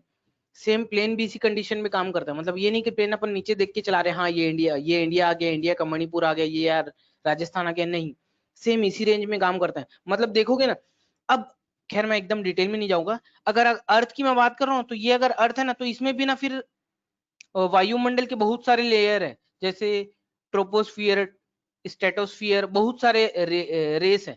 तो हमारा भी जो प्लेन है ना, एक रेस पे उड़ता है, मतलब हम लोग को ये अर्थ दिखाई नहीं देता। और ये जो काम करता है ना, ये जो सैटेलाइट है ना, इसी के थ्रू काम करता है, मतलब सैटेलाइट बोलता हूँ सॉरी, रडार के थ्रू काम करता है। मतलब ये जो काल्पनिक रेखा खींची गई है ना, ये देखो, ये जो दिख रही है ना, इसी के रेस पे काम करता है कि हाँ, आप लोग कभी देखना, प्लेन कभी चलता हुआ देखोगे ना, प्लेन का जो पायलट है उसके सामने अगर देखोगे आप लोग, तो ऐसा चार्ट बना होता है ना, ग्रीन कलर का रहता है, और उसमें ना एक वो रहेगा, बिंदु टाइप दिखाया गया, ये देखो ऐसा, ये चार्ट टाइप बना रहेगा। अगर प्लेन के पायलट के सामने अगर आप लोग जाके देखोगे कंप्यूटर स्क्रीन जो उनका रहता है, तो ये ऐसा रेंज रहता है। एक्चुअल वो अर्थ को दिखाने की कोशिश कर रहा है, ये डब्बा स्क्वायर टाइप जो दिखा रहा है ना, वो अर्थ को दिखाने की कोशिश कर रहा है। और जैसे इंडिया से उसको अमेरिका जाना है, तो वो बताता है कि हाँ इस रेंज के थ्रू जाना है, मतलब वो बीप बीप बीप बीप दिखाएगा। अगर मान लो इस रेंज से थोड़ा सा ऊपर नीचे हुआ, तो वो कहाँ चले जाता है, अंतरिक्ष, मतलब अंतरिक्ष मतलब यूनिवर्स में चले जाता है। तो हम लोग बोलते हैं ना प्लेन खो गया हमारा, उसका यही यही चीज। तो इसलिए ज्योग्राफी बहुत इंपॉर्टेंट है, बहुत जरूरी, हमारा चीज एकदम क्लियर रहना चाहिए, मतलब दिमाग एकदम क्लियर रहना चाहिए। तो यही है, प्लेन के सामने कभी आप लोग देखोगे तो ये बॉक्स टाइप बना रहता है, ये बॉक्स टाइप बना रहता है ना। ये अगर देखोगे ना, तो ये मतलब ये अगर इंडिया है, तो वो मैप में दिखाएगा कि ये अमेरिका है, और इसी रेंज में आपको जाना है, मतलब वो पूरा प्लेन कैसा चलेगा, किस रूट में चलेगा, वो पूरा बीप बीप करके दिखाएगा। और थोड़ा भी यहाँ से भटके, मतलब अपन कहाँ चले जाएंगे, यूनिवर्स, अंतरिक्ष में खो जाएंगे। और उसके बाद क्या होगा हमारे साथ, तो आप लोग जानते ही, फिर बेटर है। तो बोलते हैं ना, अंतरिक्ष में ये प्लेन हाईजैक हो गया है, खो गया, तो उसका रीजन यही है, मतलब हाईजैक नहीं सॉरी, खो गया, तो उसका रीजन यही है। तो ये कंडीशन होता है। तो इसलिए ना, जो हमारा प्लेन उड़ता है, रॉकेट उड़ता है, मिसाइल जो जाता है, वो पूरा किसके थ्रू जाता है, तो रडार, कभी कभी एग्जाम में पूछ लेते हैं, एरोप्लेन, प्लेन्स, ये किस बेस पे काम करते हैं, रडार के थ्रू काम करते हैं, मतलब रडार के बेस पे काम करते हैं, ठीक है। अब आ जाते हैं, हाँ वैसे ही अगर समुद्र के नीचे होता है, ये ओशियंस के नीचे, ये समुद्र के नीचे अगर मैं बात कर रहा हूँ, तो उसमें भी देखोगे ना, तो अब वहां तो रडार नहीं होगा, वहां पे भी देखोगे तो एक रेखा रेंज खींचा गया, क्योंकि क्या रहता है जमीन के नीचे, क्या रहता है पनडुब्बी, बहुत सारे सैनिक वैनिक लोग रहते हैं यहाँ पे अंदर में, पनडुब्बी ये भी देखोगे ना अल्टीमेटली, तो ये जो काम करता है ना सेम इसी पैटर्न में काम करता है, पर उसको हम लोग क्या बोलते हैं हम लोग, ये ऐसा बॉक्स बना रहता है, कहीं जाना है ना तो पनडुब्बी में ऐसा बॉक्स बना रहता है। अब अपने को उससे ये पता चलता है कि भैया ये पाकिस्तान का बॉर्डर है पानी के अंदर, है ना, कि ये श्रीलंका का बॉर्डर है, कि ये कौन सा ऑस्ट्रेलिया का बॉर्डर है, ये हम लोग को जो बताता है इसी बेस पे बात करता है कि हाँ ये बॉर्डर आ गया, ये बॉर्डर इलाका है ना, युद्ध युद्ध होता है तो सेम इसी बेस पे काम करता है। हाँ पर इसको जो बोलते हैं ना, शिप जो काम करता है, पनडुब्बी जो काम करता है ना, वो रडार के थ्रू नहीं, वो किसके थ्रू काम करता है, सोनार। एग्जाम में यही क्वेश्चन फ्रेम होता है। तो जो पनडुब्बी हो गया, जहाज हो गया, शिप्स हो गए, वो कैसे काम करते हैं हमारे, तो कैसे काम करते हैं, वो सोनार के थ्रू काम करते हैं। और ये अगर काम कैसे करता है, तो ये रडार के थ्रू काम करता है। ठीक है, तो वो थोड़ा सा याद रख लेना, आप लोग आइडिया लगा लेना। ठीक, अब आ जाते हैं हम लोग कहाँ, साइज एंड शेप की बात करूं, साइज और शेप बता देता हूँ मैं आप लोग को थोड़ा सा। ठीक है,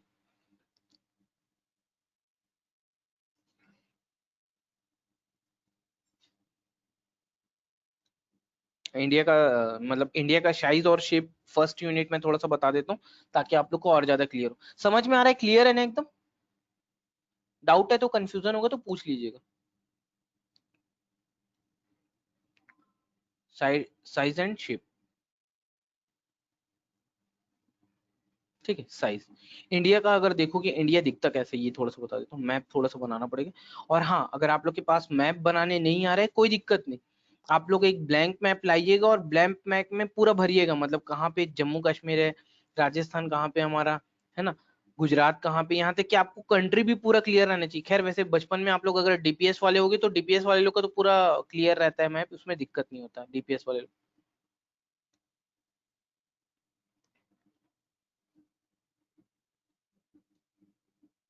खैर आप लोग का भी ज्यादा क्लियर होगा, है ना। तो हाँ, मैं ये बोल रहा था, ये जैसे हमारा इंडिया बन गया, ये देखोगे ना, ये हमारा ये वाला कंट्री जो है, ये कौन सा हमारा, यहाँ पे जो कंट्री है ये ऐसा है, इसको बोलते हैं हम लोग नेपाल। ये जो है हमारा कौन सा है, भूटान। ठीक है, तो ये क्लियर रहना चाहिए। ये वाला जो है हमारा कौन सा है, चाइना। ये अगर देखोगे तो कौन सा इलाका है, ये पाकिस्तान। ठीक, तो कंट्री भी हमारा देखोगे तो पूरी तरह से क्या रहना चाहिए, क्लियर रहना चाहिए। ठीक है, तो आप लोग को जो लेना है मैप, जो लोगे ना वो ब्लैंक मैप लोगे इंडिया का, तो उसमें ना एक ड्रॉ करते रहना कि जम्मू कश्मीर कहाँ पे, इंडिया कहाँ पे है ना, तो वो सारा चीज आप लोग देखते रहना, ये इंपॉर्टेंट है। हाँ, अब मैं सबसे पहला टॉपिक के बारे में बता रहा हूँ, इंडिया के बारे में। ठीक है, अब इंडिया में आप लोग नोटिस कर रहे होगे तो इंडिया, अब ये देखो, ये हमारा अर्थ है। ठीक है, यहाँ पे हमारा क्या है, ये तो आप लोग का इक्वेटर, इक्वेटर के बाद देखोगे ये तो हमारा क्या है, मतलब इंडिया, है ना, ये इंडिया ऐसा है थोड़ा सा। ठीक है, ये इंडिया है। अब कैसा, किस किस फॉर्म में है, कैसे स्थित है, तो अगर देखोगे तो कौन सा, है ना, इसको बोलते हैं हम, हाँ अगर इंडिया देखोगे तो नॉर्थ, मतलब अगर इंडिया देखोगे कौन सा, नॉर्थ पोल तरफ स्थित है इंडिया, है ना। अब आ जाते हैं इंडिया का पहला,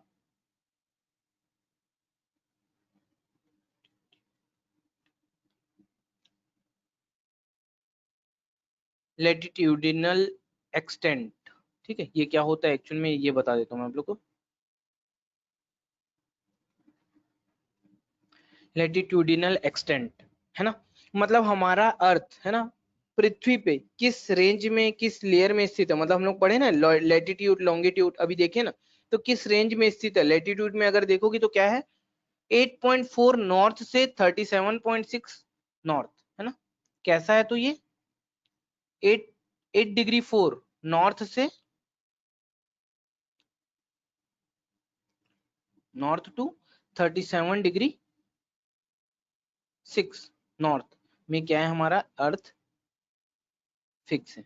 मतलब 8.4 डिग्री कहाँ पे आएगा हमारा, ये देखो, ये 8.4 डिग्री, है ना, नॉर्थ से लेके देखोगे तो ये कौन सा है, 37.37 डिग्री 6। ठीक है, ये लेटिट्यूडनल एक्सटेंट है। ठीक है, तो ये थोड़ा सा याद रख लेना, इंपॉर्टेंट है ये, है ना, यही पूछेगा एग्जाम में आप लोग को। और अगर मान लो आप लोग देखोगे किसके बारे में,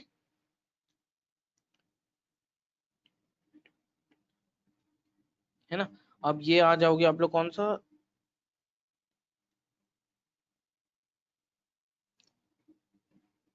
एक मिनट ना।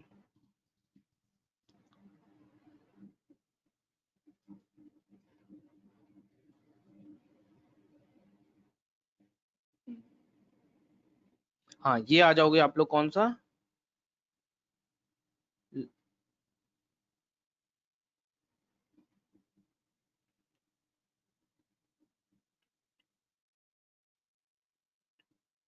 हाँ लॉन्गिट्यूडिनल एक्सटेंट। ये है क्या, इसके बारे में बता देता हूँ मैं आप लोग को, है ना। हाँ ये अगर देखोगे तो कैसा किस डिग्री में स्थित है, तो 68 डिग्री 7 ईस्ट से, है ना। कहाँ तक, 97 डिग्री 25 ईस्ट में क्या है, स्थित है। यही चीज एग्जाम में पूछता है, थोड़ा सा याद रख लेना। ये देखोगे तो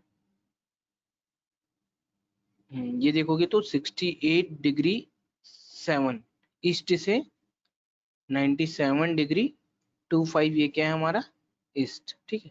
तो लॉन्गिट्यूड में ये ऐसा है, और लेटीट्यूड में देखोगे तो 8 डिग्री 4 से लेके 37 डिग्री 6 नॉर्थ में, और उसमें देखोगे लॉन्गिट्यूड में देखोगे तो कौन सा हमारा 68 डिग्री 7 से 97 डिग्री 25, ठीक है। तो ये इंपॉर्टेंट है, एग्जाम में कभी कभी पूछ लेता है, बेसिक क्वेश्चन है, आता है ना।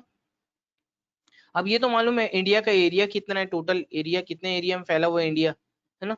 तो अगर एरिया वाइज देखेंगे तो कितना एरिया है इंडिया का टोटल, 32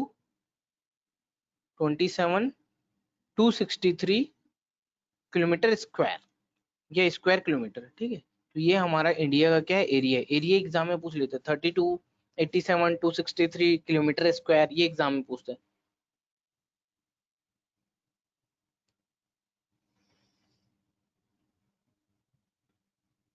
हाँ अब देखो इसमें क्वेश्चन क्या पूछेगा, थोड़ा सा याद रख लेना थोड़ा सा। अब इसमें पूछेगा कि इंडिया का सबसे नॉर्थ का पॉइंट कौन सा है, साउथ का पॉइंट कौन सा है, ईस्ट का कौन सा है, वेस्ट का कौन सा है, ये थोड़ा सा पूछता है एग्जाम में। हाँ तो ये तो सबको मालूम है, ये देखो एकदम टॉप में, ये एकदम टॉप वाला जो इलाका अगर देखोगे, तो ये सबसे टॉप वाला पॉइंट, ये तो मालूम है ना। हमारे इंडिया भी आप लोग देखोगे तो, खैर ज्योग्राफी का पोर्शन नहीं, फिर भी बता देता हूँ। ये वाला जो है हमारा क्या है, इसको क्या बोलते हैं हम लोग, ये हमारा जो है कटा हुआ है क्या है, एलओसी, लाइन ऑफ कंट्रोल, है ना। ये वाला देखोगे तो क्या है हमारा, ये वाला ऐसा जो कटा है, ये क्या है, ऑक्साइड चेन, ये मालूम है ना आप लोग। ये हमारा एलओसी है, लाइन ऑफ कंट्रोल, और ये क्या है हमारा, ऑक्साइड चेन। मतलब ये वाला इलाका देखोगे तो पाक के पास है, पीओके, पॉक ऑक्यूपाइड कश्मीर, इसको बोलते हैं ऑक्साइड चेन, ठीक है। तो ये इसको थोड़ा ध्यान रखना, कभी कभी पूछ लेते हैं, इंटरव्यू दिलाने जाओगे मौका मिला तो कभी कभी एग्जाम में पूछता है, ठीक है। तो ये चीजें क्लियर, हाँ पर इसको हम लोग किसका हिस्सा मानते हैं, पूरा इंडिया का हिस्सा मानते हैं।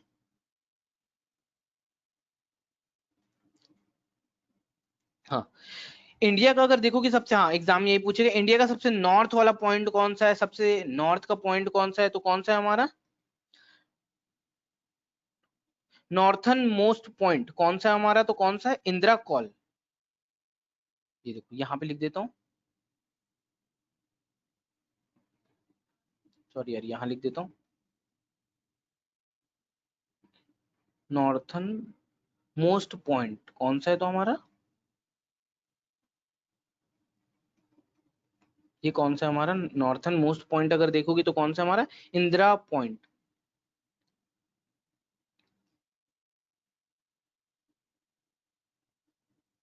इंदिरा पॉइंट, ठीक है। ये नॉर्थ पॉइंट। साउथ का अगर देखोगे, साउथ का कौन सा पॉइंट है, साउथ मतलब मैं किसकी बात कर रहा हूँ, ये वाले पॉइंट की बात नहीं कर रहा हूँ मैं, यहाँ पे मालूम है ना कौन सा है हमारा, कौन सा है, कौन सा स्टेट है, अंडमान निकोबार, ठीक है। हाँ यहाँ पे देखोगे तो एक है, जिसको बोलते हैं हम लोग कौन सा, इंदिरा कॉल, ठीक है। ये ये देखो, ये इसको बोलते हैं हम लोग इंदिरा कॉल, सॉरी, हाँ ये इंदिरा पॉइंट हो गया, और इसको बोलते हैं हम लोग इंदिरा कॉल। हालांकि आज की डेट में देखोगे तो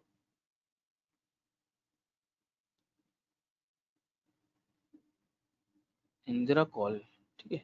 हालांकि कोई रहता नहीं है यहाँ पे, क्योंकि ये जो एरिया पूरी तरह से देखोगे समुद्र के से पूरी तरह से डूबा हुआ है, ठीक है। तो ये तो ये बोलते हैं हम लोग इंदिरा कॉल। ठीक है, ये कौन सा, ये अंडमान निकोबार के पास है। गर्मी के टाइम में थोड़ा सा आइलैंड टापू टाइप दिखता है, और अगर मान लो बारिश के टाइम देखोगे तो नहीं दिखता। ठीक है, तो ये थोड़ा सा आप लोग नोटिस करना। हाँ, इधर मैं देखूंगा, अगर मैं बात कर रहा हूँ कौन सा, ये अगर ये वाला तमिलनाडु के पास वाला इलाका बोलेंगे तो यहाँ पे कौन सा है, कौन सा स्टेट, मतलब कौन सा जगह है, तो कौन सा, ये तो सबको मालूम होगा।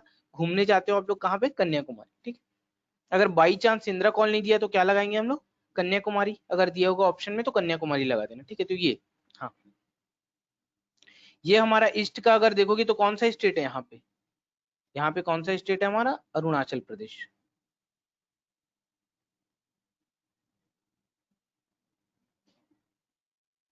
हाँ, वेस्ट का कौन सा है, तो कौन सा है हमारा, ये तो मालूम है कौन सा स्टेट है यहाँ पे, गुजरात। ठीक है, वेस्ट का कौन सा स्टेट है तो हमारा गुजरात। ठीक है, तो ये एग्जाम में पूछता है, तो थोड़ा सा इंपॉर्टेंट है, याद रखना आप लोग। ठीक है, अब ये पूछेगा एग्जाम में आप लोग का, ये यहाँ से यहाँ तक का, मतलब ये यहाँ से लेके यहाँ तक का डिस्टेंस कितना है हमारा, ये देखो, ये कन्याकुमारी। तो कितना डिस्टेंस है हमारा, मतलब मैं किसकी बात कर रहा हूँ, ईस्ट वेस्ट एक्सटेंट, है ना। ये अगर देखोगे तो कितना है हमारा, 2933 किलोमीटर।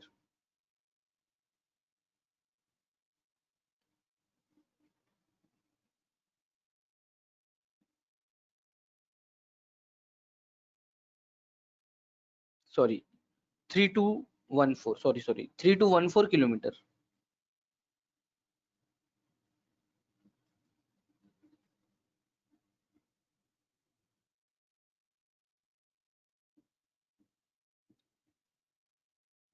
मतलब नॉर्थ टू साउथ कितना है, तो 3214 किलोमीटर, 14 किलोमीटर। ठीक है, नॉर्थ से साउथ का अगर देखोगे तो कितना लेंथ है, तो कितना है, 3214 kilometre.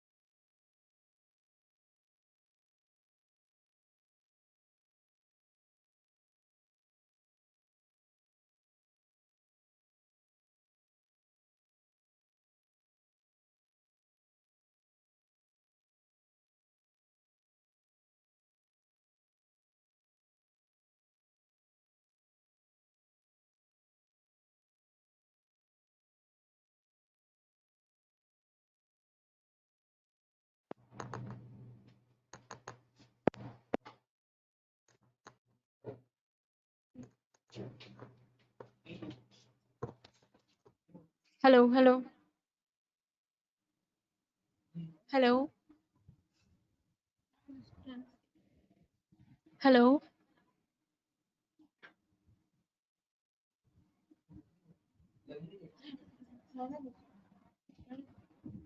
Hello audible now okay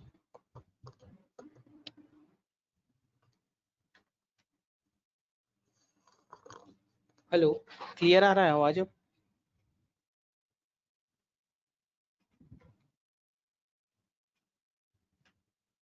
okay okay. हाँ, मैं ये बोल रहा था कि नॉर्थ वाला जो पॉइंट है वो इंदिरा कॉल है, और साउथ का जो पॉइंट है वो हमारा इंदिरा पॉइंट है। हाँ, अगर इंदिरा पॉइंट ऑप्शन में नहीं देगा तो देगा कौन सा, कन्याकुमारी। ठीक है, ये वाला इलाका जो है ना तमिलनाडु के पास वाला, जिसको हम लोग बोलते हैं कन्याकुमारी। ठीक, ये इंपॉर्टेंट है। हाँ, एरिया वाइज देखेंगे तो हम लोग का कौन सा कंट्री, मतलब एरिया वाइज देखोगे तो सबसे बड़ी कंट्री में कौन सा है, सबसे बड़ा जो है हमारा एरिया वाइज अगर देखोगे तो रशिया।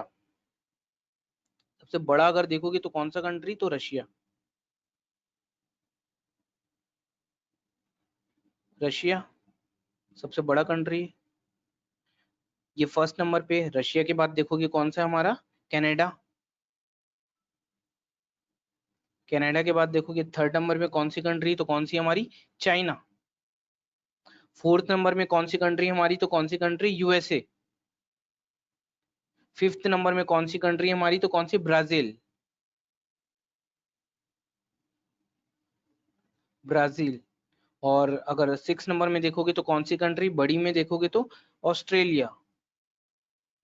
ठीक है, और सेवन नंबर में देखोगे तो कौन सी हमारी, इंडिया।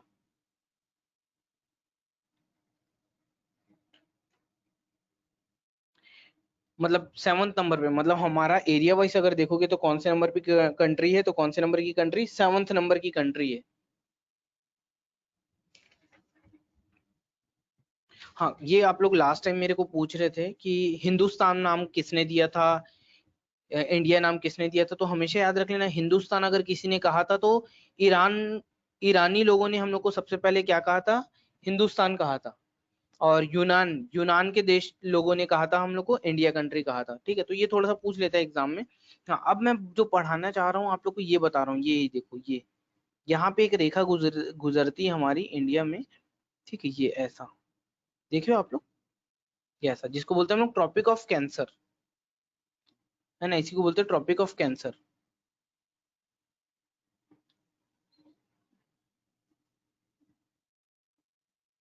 ठीक है,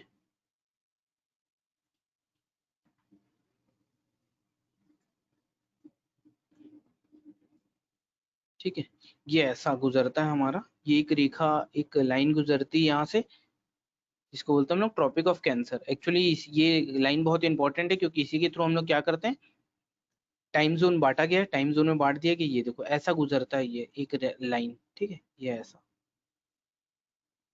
ऐसा। ठीक है, तो अब ये वाला स्टेट कौन सा है हमारा, सबसे पहला स्टेट कौन सा है, ये गुजरात। ठीक है, तो मैप में अगर ड्रॉ करोगे ना तो वो ज्यादा इजी लगेगी। ये वाला कौन सा स्टेट है, ये राजस्थान। राजस्थान। ये वाला स्टेट कौन सा है हमारा, ये देखोगे तो ये वाला, एमपी। ठीक है, ये वाला स्टेट देखोगे तो कौन सा है हमारा, ये सीजी। सीजी के बाद देखोगे तो कौन सा स्टेट आएगा हमारा, यहाँ पे देखोगे तो ऐसा फैला हुआ है कौन सा, एक झारखंड। झारखंड। और झारखंड के बाजू में देखोगे कौन सा स्टेट है, तो हमारा ये देखो, ये ऐसा लगा हुआ एकदम पास में कौन सा है हमारा, उड़ीसा। उड़ीसा, उड़ीसा मतलब सॉरी, उड़ीसा बोल रहा हूँ, वेस्ट बंगाल। कौन सा है हमारा, वेस्ट बंगाल। इसको काट देते हैं, इसको लिख देते हैं डब्ल्यू, वेस्ट बंगाल। और इस तरफ देखोगे तो कौन सा हमारा, यहाँ पे त्रिपुरा, छोटा सा। और यहाँ पे देखोगे तो कौन सा हमारा, ये मिजोरम। अब देखो क्वेश्चन कैसे पूछता है ये आप लोग को मैं बताता हूँ। आज ही जाओगे, ब्लैंक मैप लोगे और पूरा स्टेट ड्रॉ करोगे, बहुत ही इंपॉर्टेंट है ना।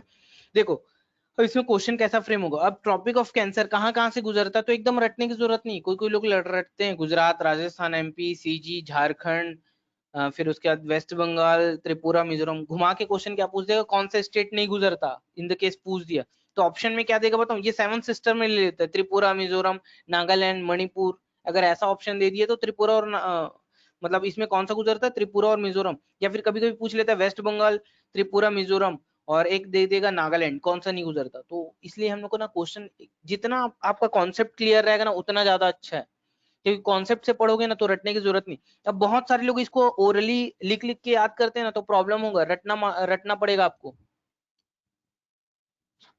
है ना। तो 8 स्टेट टोटल। अब देखो इसमें कोई भी क्वेश्चन अलग अलग तरीके से फ्रेम हो सकता है।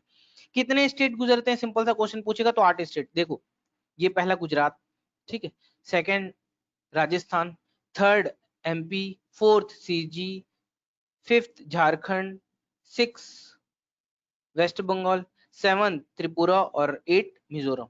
अब कितने स्टेट गुजरते हैं, अब इसको रटने की जरूरत नहीं। अगर मैप में ड्रॉ है तो मतलब सिंपल सा बता सकते हो आप लोग, 8 स्टेट गुजरते हैं। अब देखो इसमें और क्या क्या घुमा के क्वेश्चन पूछता है कि सबसे कम एरिया, मतलब ट्रॉपिक ऑफ कैंसर का सबसे कम एरिया कौन से स्टेट से होके गुजरता है। अगर आप लोग मैप से ड्रॉ कर रहे हो तो फिर प्रॉब्लम नहीं, क्योंकि आप बता सकते हो सबसे कम एरिया कौन सा टच करते हुए दिख रहा है। ये दिख रहा है ना हम लोग को कौन सा इलाका, ये राजस्थान। तो अब ये सबसे कम एरिया ट्रॉपिक ऑफ कैंसर कौन से स्टेट को टच करता है, तो कौन सी स्टेट को टच करता है, राजस्थान। और सबसे ज्यादा एरिया कौन सा टच कर रहा है, तो ये तो दिख रहा होगा आप लोग को कौन सा टच कर रहा है, एमपी। तो इसलिए बोलते हैं ना कम स्टेट कौन सा टच कर रहा है, तो ट्रॉपिक ऑफ कैंसर सबसे कम टच कर रहा है किसको, तो राजस्थान को बहुत ही कम टच करता है। और एमपी को देखोगे तो सबसे ज्यादा क्या करता है, टच करता है। तो इसलिए मैप से ड्रॉ करके पढ़ना इसको ज्यादा इजी, ठीक है, रटने की जरूरत नहीं। ठीक है, ये एग्जाम में पूछेगा। अब आ जाते हैं हम लोग किसके बारे में, कौन कौन सी कंट्री को टच करता है। अब आप देखोगे इंडिया कौन कौन सी कंट्री को टच करता है, तो सिंपल सी बात है। अब ऐसा पूछ या ये भी क्वेश्चन पूछ सकता है कि एरिया वाइज अगर देखोगे इंडिया सबसे अधिक कौन से कंट्री को टच करता है, एरिया वाइज अगर सबसे लंबा टच किसको करता है, मतलब सबसे एरिया वाइज देखोगे सबसे लंबा टच किसको कर रहा है, तो अब ऑप्शन में रहता है अपने पास चाइना, पाकिस्तान, इधर देखोगे वेस्ट बंगाल, इधर देखोगे भूटान, नेपाल। तो किसको टच कर रहा है, अगर एरिया वाइज सबसे ज्यादा अगर एरिया देखो किसको टच कर रहा है, एज्यूम करो, गेस करो, बताओ आप लोग मेरे को कमेंट सेक्शन में किसको टच कर रहा होगा। और जो भी सही आंसर देगा, जो भी सही आंसर देगा पार्टी मिलेगी उसको। हाँ कमेंट सेक्शन में बताओ मेरे को, चाइना ज्यादा टच करता है इंडिया को, कि पाकिस्तान टच करता है, कि भूटान, कि बांग्लादेश, कि नेपाल। कमेंट सेक्शन में कोई बताना चाहेगा।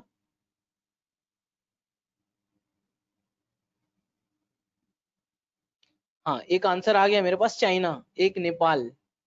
मतलब एरिया वाइज इंडिया सबसे ज्यादा टच करता है ना, एरिया वाइज सबसे ज्यादा टच करता है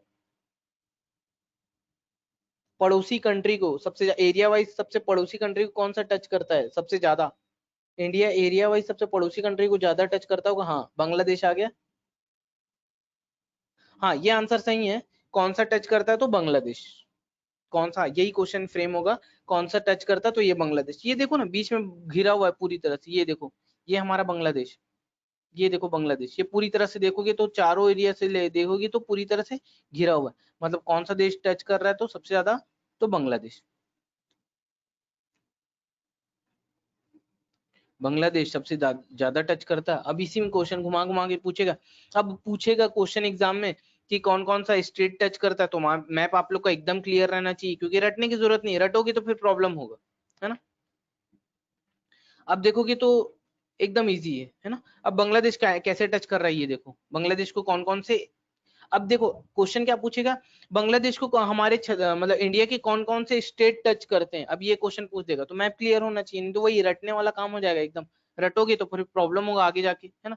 और कितना रट लोगे, क्योंकि रटने के लिए फिर बहुत सारी चीजें ना, हिस्ट्री, पॉलिटी, इकोनॉमिक्स, ज्योग्राफी, फिर फिजिक्स, केमिस्ट्री, बायो, ये सारा चीज, इतना सारा चीज कैसे पढ़ोगे। तो इसलिए एकदम कॉन्सेप्ट बना के पढ़ना, चाहे आप हिस्ट्री पढ़ रहे हो, पॉलिटी पढ़ रहे हो, इकोनॉमिक्स पढ़ रहे हो, even geography, physics, chemistry, bio, जो भी सब्जेक्ट पढ़ रहे हो एकदम कॉन्सेप्ट बना के पढ़ना। जीएस हाई जीएस में प्रॉब्लम उन्हीं को होता है जो रटने की कोशिश करते हैं, जो समझ के पढ़ता है ना उसको फिर प्रॉब्लम नहीं होता जीएस में। तो इसलिए कोशिश करना कि जीएस को बहुत समझ के पढ़ो आप लोग, ठीक है। हाँ ये देखो मैं थोड़ा सा नया मैप निकालता हूँ, बनाता हूँ, फिर आप लोग को ज्यादा क्लियर हो। और घर में तो पूरा मैप ड्रॉ आना ही, ड्रॉ करना, ड्रॉ करके भी नहीं पढ़ सकते तो ब्लैंक ब्लैंक मैप ले लेना, ड्रॉ करते रहना, कौन कौन से स्टेट कहाँ पे, एकदम क्लियर रहना चाहिए आप लोग का। कि जितना क्लियर रहेगा आप लोग को आंसर देने में एग्जाम में उतना ही आसानी होगी, है ना। तो कैसा भी घुमा के क्वेश्चन पूछ रहे हैं ना, अगर आप लोग का कॉन्सेप्ट एकदम क्लियर है ना तो हर क्वेश्चन बनेगा, कोई भी क्वेश्चन छूटेगा नहीं आपसे। और बहुत इजी है ज्योग्राफी, तो मैं बोलता हूँ ज्योग्राफी जैसा कोई इजी सब्जेक्ट नहीं है, क्योंकि अगर आपका मैप क्लियर है ना तो ज्योग्राफी आपके लिए बहुत इजी है। और अगर आप ज्योग्राफी को रटने की कोशिश कर रहे तो उससे बेकार सब्जेक्ट भी कोई नहीं है, हमेशा याद रख लेना। एक तो ज्योग्राफी सबसे इजी सब्जेक्ट है, पर अगर आप उसको रटने की कोशिश कर रहे हो तो उससे बेकार सब्जेक्ट भी नहीं है, क्योंकि आप क्या रटोगे। ट्रॉपिक ऑफ कैंसर कौन कौन से स्टेट से गुजरता है तो रटना पड़ेगा, फिर अगर रटने की कोशिश करे तो फिर रटोगे दिन भर। गुजरात, राजस्थान, एमपी, सीजी, झारखंड, इधर से देखोगे वेस्ट बंगाल, त्रिपुरा, फिर मिजोरम, वो फिर सारी चीजें रटनी पड़ेंगी, ठीक है। तो इसलिए रटने की कोशिश मत करना, समझने की कोशिश करना उसको, ठीक है। हाँ अब देखो वेस्ट बंगाल कौन कौन से इलाके टच करता है, अब ये याद रख लेना थोड़ा सा, ठीक है। ये बांग्लादेश कौन कौन से इलाके टच करता है हमारे इंडिया के, तो ये बांग्लादेश बना देते हैं हम,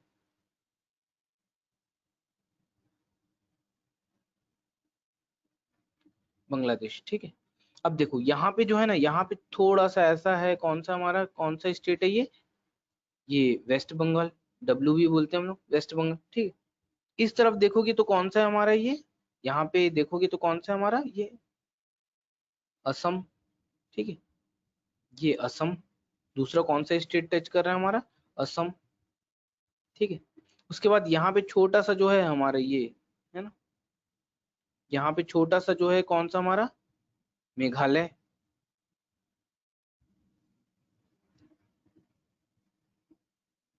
मेघालय, ठीक है। उसके बाद कौन सा हमारा, यहाँ पे देखोगे तो कौन सा है ये, त्रिपुरा, ये सॉरी ये त्रिपुरा है हमारा, ये त्रिपुरा।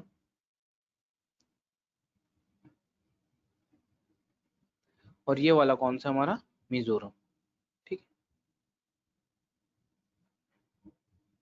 ये हमारा है मिजोरम। मतलब अगर देखोगे तो कौन कौन सा, एक वेस्ट बंगाल, असम, मेघालय, मिजोरम, त्रिपुरा, इतने टच करते हैं। मतलब वेस्ट बंगाल, असम, मेघालय, मिजोरम, त्रिपुरा। अब ये पूछेगा एग्जाम में कि कौन सा स्टेट टच नहीं करता, तो हो सकता है नागालैंड दे दे, मणिपुर दे दे, ठीक है। तो ये सारी चीजें क्लियर रहनी चाहिए, तो इसलिए मैप, ब्लैंक मैप ले आना, घर में ड्रॉ करते रहना, कौन कौन से स्टेट कहाँ कहाँ पे पूरा ड्रॉ करते रहना आप लोग, क्लियर होना चाहिए चीजें, ठीक है। हाँ वैसे अगर देखोगे चाइना को कौन कौन सा टच करता है, चाइना को कौन कौन से मतलब इंडिया के कौन कौन से स्टेट टच करते हैं, तो अगर मैप से बनाओगे तो दिक्कत नहीं, अगर मैप से नहीं पढ़ोगे तो फिर प्रॉब्लम होगा आपको, है ना। अब देखो चाइना, अच्छा ये तो बता सकते हो ना, चाइना और इंडिया के बीच कौन सी रेखा खींची गई है, कौन सा लाइन खींचा गया है, ये देखो ये चाइना है हमारा, कौन सा लाइन खींचा गया है बताओ कमेंट सेक्शन में। चाइना और इंडिया के बीच कौन सा लाइन खींचा गया है, तो कौन सा, मैकमोहन लाइन खींचा गया है। चाइना और इंडिया के बीच कौन सा लाइन खींचा गया, तो मैकमोहन लाइन खींचा गया ना, ठीक है। हाँ कब खींचा गया ये बता सकते हो आप लोग, 1892। अच्छा चाइना पे किसी ने शासन किया कि नहीं किया है, चाइना पे किसी ने शासन नहीं किया। 1892 में कौन सा लाइन खींचा गया इंडिया और चाइना के बीच में, तो मैकमोहन लाइन खींचा गया,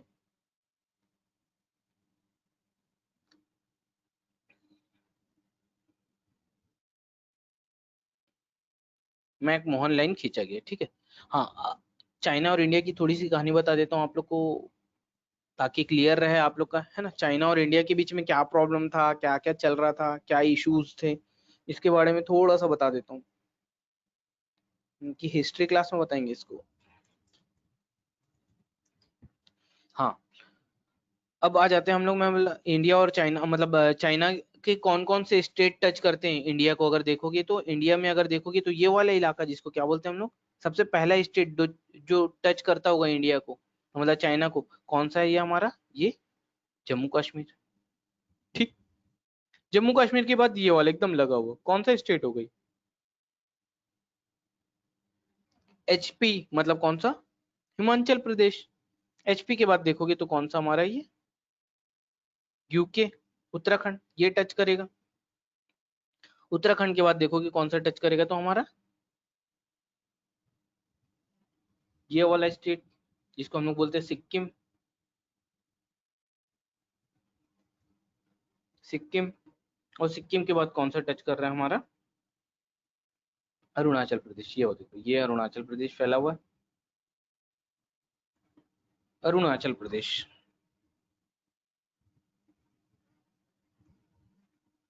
अरुणाचल प्रदेश, ठीक है।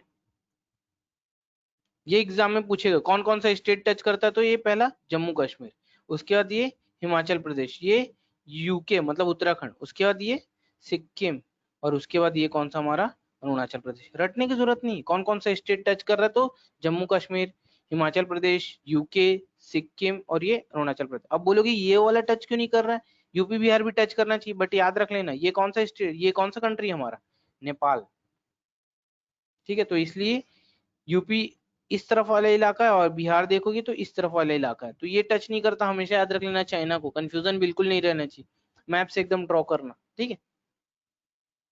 अब आ जाते हैं ये वाला इलाका जिसको बोलते हैं हम लोग ये भूटान, ठीक है। कौन कौन सा टच करता है इसको बता देता हूँ मैं आप लोग को।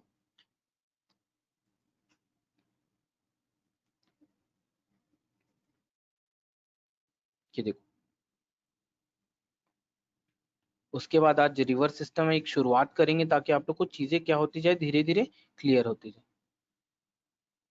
ये चाइना का एक कहानी मेरे को याद आ गया, मैं सोच रहा हूँ बता ही दूं ताकि आप लोग को प्रॉब्लम मत हो कभी फ्यूचर में, अगर आप लोग को कुछ आए तो समझ में आ जाए। चाइना और इसकी एक स्टोरी बता देता हूँ, ये वाला टॉपिक खत्म करूंगा फिर आप लोग को एक स्टोरी बता दूंगा, कहानी बता दूंगा, ठीक है। हाँ, भूटान, ये वाला इलाका तो नेपाल है, ये वाला इलाका कौन सा है हमारा, ये भूटान, ठीक है, भूटान। अब भूटान को कौन कौन से भूटान को अगर देखोगे कौन कौन सा कंट्री टच कर रहा है, मतलब कौन, इंडिया का कौन कौन सा स्टेट टच करता है ना। तो अब देखो, सबसे पहला ये वाला इलाका जिसको क्या बोलते हैं हम लोग, ये सिक्किम तो टच करेगा ही, ये सिक्किम है ना, ये पहला स्टेट है ना।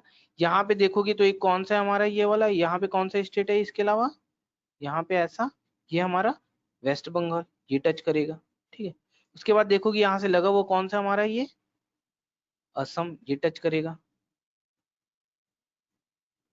असम के बाद कौन सा टच करेगा तो ये वाला इलाका जिसको क्या बोलते हैं हम लोग, अरुणाचल प्रदेश। इतने स्टेट टच करते हैं, अरुणाचल प्रदेश, ठीक है, अरुणाचल प्रदेश ये टच करता है हम लोग को, हमेशा याद रखें, ठीक है। अब उसके बाद एक पाकिस्तान का बता देता हूँ ताकि आप लोग को क्लियर हो जाए, है ना। ये पाकिस्तान, ये पाकिस्तान का कितना स्टेट टच करता है, ये तो सिंपल सा चीज है, ये कौन सा है हमारा जम्मू कश्मीर, ये तो टच करेगा ही। ये इधर वाला देखोगे कौन सा हमारा, ये पंजाब, ये टच करेगा। पंजाब के बाद देखोगे तो ये वाला इलाका कौन सा है, राजस्थान। और ये वाला इलाका कौन सा हमारा, ये गुजरात, ये टच करेगा, ठीक। गुजरात, ये चार स्टेट टच करते हैं ओनली, है ना। उसके बाद आएगा कौन सा हमारा, नेपाल। नेपाल को कौन कौन सा हमारा स्टेट टच करता है, ये देखो नेपाल, इसको ये यहाँ नया बना देता हूँ मैं, नेपाल को कौन कौन सा, क्योंकि एग्जाम में कभी कभी पूछ लेते हैं एक आध क्वेश्चन, ठीक है। ये नेपाल छोटा बना देता हूँ, इंडिया, ये देखो, ये देखो नेपाल। नेपाल को अगर देखोगे कौन कौन सा स्टेट टच कर रहा है तो कौन कौन सा करेगा हमारा नेपाल को, ये नेपाल है ना, नेपाल। ये वाला जो टच करेगा कौन सा हमारा, ये उत्तराखंड तो करेगा ही, ये यूके तो करेगा ही, ठीक है, पहला। यूके के बाद उत्तराखंड के बाद कौन सा करेगा हमारा यहाँ पे, यूपी, यहाँ से लगा हुआ है ना ये यूपी। यूपी के बाद ये टच करेगा कौन सा हमारा, ये बिहार, बिहार। ये नेपाल की बात कर रहा हूँ, नेपाल कंट्री की बात कर रहा हूँ। उसके बाद बिहार के बाद कौन सा यहाँ पे, ये वाला कौन सा जिसको बोलते हैं वेस्ट बंगाल। और लास्ट कौन सा हमारा, सिक्किम, ये वाला इलाका जिसको बोलते हैं हम लोग सिक्किम, ये टच करेगा, सिक्किम, ठीक है।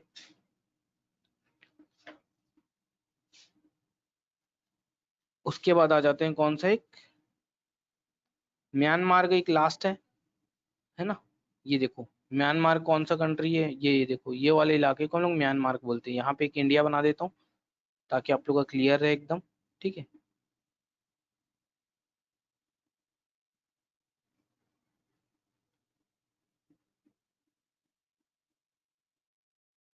ये देखो ये वाला इलाके को क्या बोलते हैं हम लोग, म्यांमार। ये ऐसा है। म्यांमार का आज की डेट में कैपिटल देखोगे तो क्या है, नहीं पीते, ठीक है। म्यांमार को पहले हम लोग बर्मा बोलते थे, पहले क्लास में अगर मतलब पहले अगर देखोगे तो म्यांमार को बर्मा बोलते थे, वो एक इंडिया का पार्ट हुआ करता था। हाँ ये ये म्यांमार कौन कौन सा अगर टच करता है तो कौन कौन सा, ये तो करेगा, ये कौन सा हमारा अरुणाचल प्रदेश। अरुणाचल प्रदेश तो टच करेगा ही। अरुणाचल प्रदेश के बाद कौन सा हमारा ये वाला वो इलाके जिसको बोलते हैं हम लोग नागालैंड।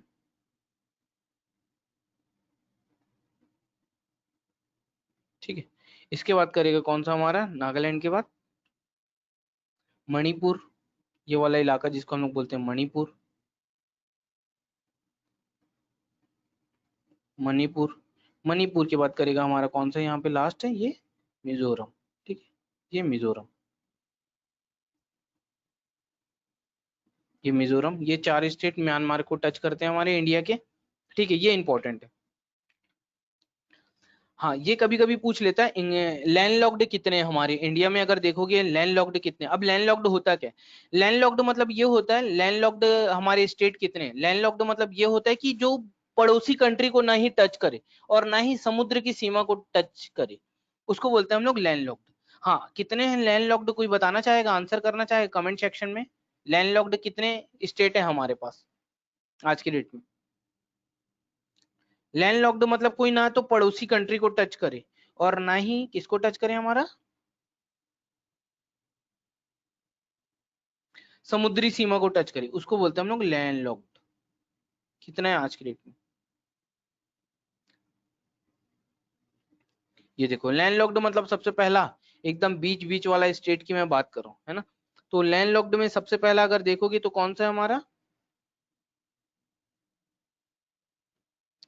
लैंड लॉक्ड अगर देखोगे तो कौन कौन सा है आज की डेट में, देखोगे तो 5 स्टेट है।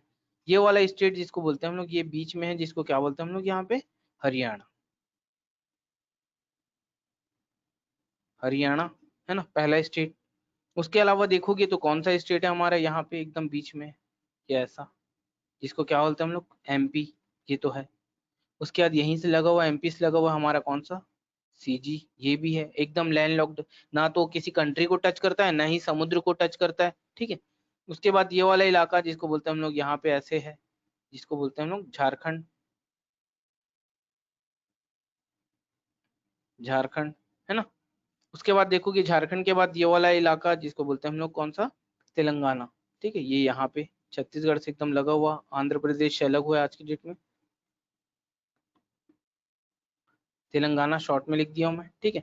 तो अगर बोलोगे आज की डेट में लैंड लॉक्ड कितने स्टेट है, तो हमारे आज की डेट में कितने हैं, तो 5। ठीक, तो ये थोड़ा सा याद रख लेना। हाँ मैं इंडिया और चाइना के बारे में बात करता, ये बहुत ही इंपॉर्टेंट है, थोड़ा याद रख लेना, कभी इंटरव्यू में दिलाने जाओ मौका मिले तो आएगा एक क्वेश्चन।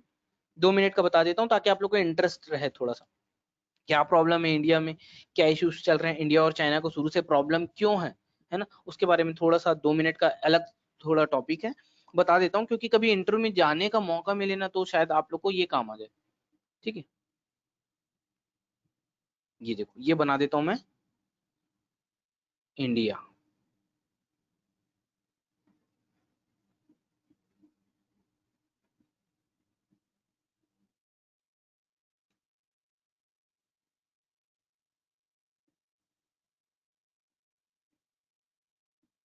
ये इंडिया है और ये हमारा इलाका जिसको बोलते हैं हम लोग कौन सा, चाइना। ठीक है, ठीक। हुआ क्या था, मैं कब की बात कर रहा हूँ, 1962। इंडिया में पहली बार जो इमरजेंसी लगी थी ना वो 1962 में लगी थी, मतलब फर्स्ट टाइम जो इंडिया में इमरजेंसी लगी वो 1962 के आसपास क्या लगा था, हमारा इमरजेंसी लगा था। क्यों लगा था इसके बारे में थोड़ा सा डिस्कशन करना चाहूंगा। 1945-46 में देखोगे, चाइना की बात करूं या इंडिया की मैं बात करूं, तो दोनों की स्थिति एकदम खराब थी। मतलब इंडिया भी एकदम गरीब कंट्री हुआ करता था और चाइना भी। रीजन क्या था इंडिया के गरीब होने का? क्योंकि ब्रिटेन के लोग, ब्रिटिश लोग तुरंत अलग अलग किए थे किसको? इंडिया को आजाद किए थे उस समय। और उस समय देखोगे तो इकोनॉमिक कंडीशन इसलिए खराब थी क्योंकि जितना टेक्सटाइल मार्केट था, टेक्सटाइल बिजनेस था, सारे को खत्म कर चुका था कौन? इंडिया, है ना। मतलब ब्रिटिश वाले लोग पूरा हमारा टेक्सटाइल बिजनेस को पूरी तरह से बर्बाद कर चुके थे, पूरा चौपट कर चुके थे। और दूसरा क्या था? कंपाउंड इंटरेस्ट लगाते थे। मतलब यहाँ के जो एग्रीकल्चर थे, क्योंकि पहले 70% क्या था पॉपुलेशन हमारा, एग्रीकल्चर पे पूरी तरह से हम लोग डिपेंड हुआ करते थे। अब एग्रीकल्चर पे डिपेंड हुआ करते थे और साथ में क्या था, ब्रिटेन वाले लोग हमसे 2-3 गुना ज्यादा टैक्सेस लेते थे, मतलब डबल टैक्सेस लेते थे, है ना। कंपाउंड इंटरेस्ट चल रहा था, तो ऐसा हो गया था ना, इंडिया भूखमरी का पूरी तरह से क्या हो गया था? शिकार हो गया था। मतलब पूरी तरह से भूखमरी के में एकदम डूब चुका था। तो इंडिया की हालत एकदम खराब थी। तो जैसे तैसे 1947 में जब ब्रिटेन वाले छोड़ के गए थे ना, तो इंडिया की हालत एकदम खराब थी। मतलब लोगों को एक टाइम खाना मिल जाए ये बहुत बड़ी बात थी। क्योंकि उस समय देखोगे तो ना तो यहाँ पे कोई इंडस्ट्री थी, और अगर देखोगे एग्रीकल्चर भी देखोगे तो 2-3 गुना टैक्सेस ज्यादा लेते थे। और रॉ मटेरियल देखोगे तो कहाँ? पूरा ब्रिटेन में चले जाता था। तो हमको तो कुछ मिलता ही नहीं था। मतलब भारत का जो रॉ मटेरियल है उससे कपड़े बनते थे कहाँ? ब्रिटेन में। और वापस कहाँ? इंडिया में आके वो बिकता था। मतलब 20 रुपए का सामान उन लोग ले जाते थे, आके यहाँ पे 100 रुपए में बेचते थे। मतलब इंडिया पूरी तरह से क्या हो चुका था? कंगाल हो चुका था। तो अपन पढ़ते हैं ना कि कैसा भारत छोड़ के गए थे ब्रिटिश वाले। तो हमारे पास गरीबी के सिवा कुछ नहीं था। 1947 की अगर मैं बात कर रहा हूँ तो हमारे पास गरीबी भुखमरी के साथ कुछ नहीं था। आज देखेंगे तो हम लोग काफी डेवलप है, हमारी स्थिति बहुत बेटर है, बहुत अच्छी कंडीशन में। उस समय देखोगे तो ब्रिटेन वाले हम लोग की हालत खराब कर दी थे। मतलब हम लोग गरीबी भुखमरी की पूरी तरह से क्या थे? अल्टीमेटली एकदम शिकार हो चुके थे। तो इकोनॉमिक कंडीशन खराब थी उस समय। अगर 1947 की बात करूं तो धीरे धीरे हमारा कंट्री जैसे तैसे उभरा और आज हम लोग अच्छी पोजीशन में पहुंच गए। उस समय चाइना में भी देखोगे तो स्थिति एकदम खराब थी, चरमराई हुई थी। हाँ, पर चाइना से शुरू से देखोगे ना, थोड़ा सा लड़ाकू कंट्री के रूप में रहा है। मतलब थोड़ा सा लड़ने वड़ने में माहिर रहा है। उस समय देखोगे तो तिब्बत को उस समय देखोगे तो दलाई लामा भाग के कहाँ पे? इंडिया में आ गए थे। वही है सबसे बड़ा रीजन। अगर देखोगे तो आज देखोगे न्यूज़पेपर में आप लोग पढ़े होगे, न्यूज चैनल में दिखाया होगा कि अमेरिका ने, अभी कोरोना के कारण आप लोग पढ़ रहे होगे, अमेरिका ने क्या किया है? तिब्बत को एक नया कंट्री होने की मान्यता दी है। आप लोग पढ़ रहे होगे। हाँ, ये उसी टाइम की बात है। इंपॉर्टेंट इसलिए क्योंकि करंट अफेयर से रिलेटेड है, तो थोड़ा सा याद रखना इसको। अब देखो, ये मैं बना देता हूँ आप लोग का। ये तो नेपाल है, आपको मालूम है। यहाँ पे जो देखोगे ना, नेपाल के जस्ट ऊपर ये वाले इलाके को हम लोग पहले क्या बोलते थे? तिब्बत, है ना। ये वाले इलाके को हम लोग बोलते थे तिब्बत। अब 1962 से पहले की मैं बात कर रहा हूँ, थोड़ा सा 1962 के थोड़ा सा पहले, मतलब 1960, 59, 58 के आसपास की बात करूँ। अब तिब्बत के एक समय धर्मगुरु, आज की डेट में जम्मू कश्मीर में रहते हैं। तिब्बत के उस समय धर्मगुरु रहते थे कौन? दलाई लामा। दलाई लामा अल्टीमेटली भाग के कहाँ पे? इंडिया में आ गए थे फाइनली। अब इंडिया में आए, फाइनली भाग के आ गए थे, तो वो एक थोड़ा सा इशू चल रहा था, उसका इशू चल रहा था। उस समय क्या था? चाइना तिब्बत को शुरू से कैप्चर करने की कोशिश कर रहा था कि चाइना वाले को ये कहना था कि भैया तिब्बत तिब्बत एक एक जमाने में, मतलब एक समय में हमारे ही पार्ट हुआ करता था, हमारे ही अंग हुआ करता था। तो कहीं ना कहीं अल्टीमेटली तिब्बत भी क्या है? चाइना का हिस्सा है। बट दलाई लामा जो धर्मगुरु हैं, जो बौद्धिस्ट लोग हैं, उन लोग बोल दिए थे कि नहीं, हम चाइना से मिलना नहीं चाहते और हमारी एक अलग कंट्री, और शुरू से हम क्या रहेंगे? अलग रहेंगे। तो ये एक इशू चल रहा था। अब क्या हुआ? इस समय देखोगे तो दलाई लामा भाग के इंडिया में आ गए। और इस समय देखोगे जवाहरलाल नेहरू ने उनको क्या दिया था? शरण दिया था। हालांकि उस समय देखोगे चाउन लाई उस समय पीएम थे, वो बोल दिए थे कि हमारे यहाँ के देशद्रोही हैं और आप उनको क्या नहीं दे सकते? शरण नहीं दे सकते। तो जवाहरलाल नेहरू का ये कहना था कि भैया पड़ोसी कंट्री से आया, मतलब हमारे देश का एक तरफ से क्या है? वो है, मतलब हाँ, अतिथि भगवान समान है। तो हम लोग के पास आए तो हम लोग तो उनको रिस्पेक्ट देंगे और इज्जत देंगे।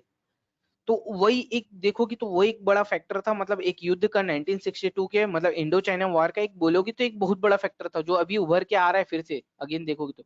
इसी समय देखोगे तो इंडो चाइना वॉर हुआ था, है ना।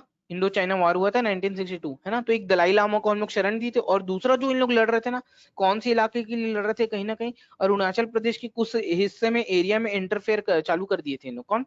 चाइना वाले लोग। तब चाउन लाई और देखोगे जवाहरलाल नेहरू के बीच में देखोगे तो युद्ध की घोषणा हो चुकी थी। और अल्टीमेटली चाइना ने हमारे ऊपर आक्रमण कर दिया था। हमारी स्थिति, इकोनॉमिक कंडीशन अच्छी नहीं थी, और ना ही हमारी सेना के पास उतना पावरफुल था। और जिसके कारण इंडो चाइना वॉर, मतलब पहली बार जो चीन के साथ हमारा युद्ध हुआ था, हम लोग बुरी तरह से क्या हो गए थे? हार गए थे। हाँ, इसी समय शायद हो सकता है कि थर्ड वर्ल्ड वॉर चालू हो जाता। क्यों? क्योंकि इस समय चाइना चाहे तो हमारे वेस्ट बंगाल इलाके तक कैप्चर मतलब कैप्चर कर सकता था, मतलब वेस्ट बंगाल तक आ चुका था। हाँ, पर इस समय जो जिस कंट्री ने हमारी पहली बार मदद की थी वो जो कंट्री था कौन सा था हमारा, ये अमेरिका। मतलब सारा पनडुब्बी लेके आ गया था, मतलब पनडुब्बी, वेपन्स, औजार, अस्त्र शस्त्र लेके आ गया था, वो कौन सा था हमारा कंट्री, यूएसए। तो पहली बार हमारा जो सपोर्ट किया था, सहायता किया था, वो कौन किया था हमारा, यूएसए ने किया था। कब, 1962। ये कब की बात कर रहा हूँ मैं, इंडो चाइना वॉर। इसके कारण चाइना को वापस क्या किया, वापस जाना पड़ गया, कहाँ पे, चाइना में। तो ये पहला युद्ध था जब फर्स्ट टाइम हमारे इंडिया में क्या लगी थी, इमरजेंसी लगी थी। तो वो थोड़ा सा है, तो अभी इसलिए है फेमस क्योंकि करंट में देखोगे तो इसके बारे में पूछा गया है, ठीक है। तो ये, तो इसके बारे में, तो पहली बार इमरजेंसी कब लगी थी, तो 1962। कब, इंडो चाइना वॉर के टाइम। क्यों, क्योंकि इस समय तिब्बत के जो धर्मगुरु थे दलाई लामा भाग के कहाँ पे आ गए थे, इंडिया। मतलब इंडिया में भी कहाँ पे, हिमाचल प्रदेश वाले इलाके तरफ कहाँ इन लोग रहना शुरू कर दिया। आज की डेट में देखोगे तो जम्मू कश्मीर में। खैर उसी का विवाद जो है अभी फिर से उठ गया। अभी आप लोग न्यूज में देखोगे तो फिर से पढ़ोगे अगेन, ठीक है। हाँ, अब इंडिया में टोटल आइलैंड कितने हैं, अगर मैं बात कर रहा हूँ तो कितने आइलैंड है टोटल इंडिया में, तो कितने, 247 आइलैंड है इंडिया में। कितने आइलैंड है इंडिया में, तो टोटल 247 आइलैंड। टोटल आइलैंड कितने, तो 247। हाँ, अब यही क्वेश्चन पूछेगा, बंगाल की बे ऑफ बंगाल में कितना आइलैंड है, तो ये याद रख लेना, ये बे ऑफ बंगाल है, कितना आइलैंड है, तो यहाँ पे कितना आइलैंड है, 204। और अरेबियन सी में कितना आइलैंड आइलैंड है, तो कितना है, 43। मतलब इन दोनों को टोटल करोगे 204 और किसको, 43 को, तो टोटल कितना होगा हमारा, 247। टोटल 247 आइलैंड, ठीक है। तो ये पूछ लेता है कभी कभी। तो आइलैंड हमारे पास कितने, तो टोटल 247 आइलैंड। अब इसके बाद जो हम लोग पढ़ना है, हम लोग को क्या पढ़ना है, ड्रेनेज सिस्टम। जो इंपॉर्टेंट है, एग्जाम में पूछता है ड्रेनेज सिस्टम में। मैं सिर्फ एक ही रिवर के बारे में आज पढ़ाऊंगा, सिर्फ आप लोग को, गंगा। इसके बाद कल की क्लास में हम लोग देखेंगे, ठीक है। तो आज मैं जो पढ़ा रहा हूँ किसके बारे में, गंगा रिवर सिस्टम के बारे में पढ़ाऊंगा, जो इंपॉर्टेंट है, एग्जाम में हमेशा पूछता है, ठीक है। हाँ, ये गंगा रिवर के बारे में पढ़ा रहा हूँ। ड्रेनेज सिस्टम टॉपिक है हमारा, कौन सा, ड्रेनेज सिस्टम।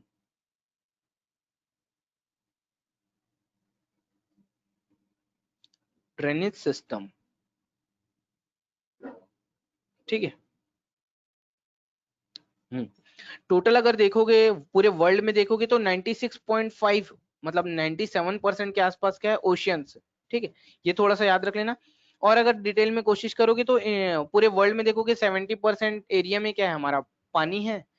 और बाकी देखोगे क्या होता है, 29, हाँ, 29% या 30% एरिया में क्या है, तो क्या है, वो पूरा जमीन है, ठीक है।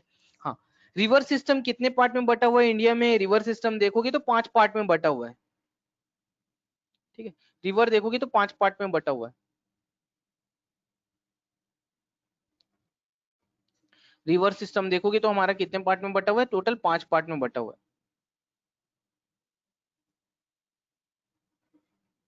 हाँ,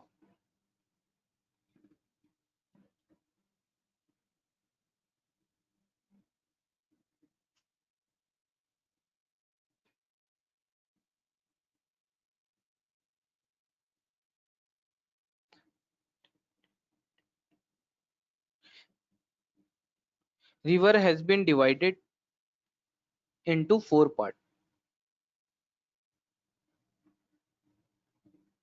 डिवाइडेड इनटू 4 पार्ट, 4 पार्ट, ठीक है। जो सबसे पहले पार्ट की मैं बात कर रहा हूँ, कौन सा, गंगा रिवर सिस्टम। हाँ, ये कितने पार्ट में बटा हुआ है, 4 पार्ट में बटा हुआ है। सबसे पहला जो पढ़ेंगे हम लोग कौन सा, गंगा रिवर सिस्टम।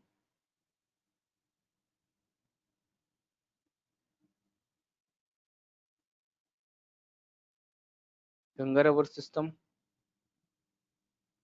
सेकंड जो है हमारा कौन सा, हमारा Indus river system. Indus river system, Indus river system. Third जो है हमारा कौन सा है, हमारा Brahmaputra river system.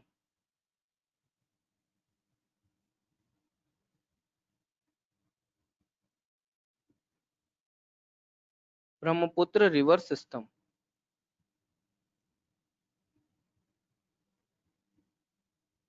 Brahmaputra river system. और फोर्थ जो है हमारा कौन सा, पेनिनसुलर रिवर सिस्टम।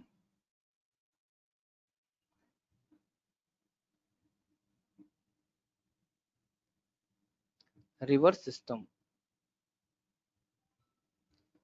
आज हम लोग को पढ़ना है गंगा रिवर सिस्टम में, जो सिर्फ पढ़ेंगे हम लोग कौन सी रिवर के बारे में, ओनली गंगा रिवर सिस्टम के बारे में पढ़ना है, गंगा रिवर के बारे में बस। उसके बाद क्लास ओवर करते हैं हम लोग,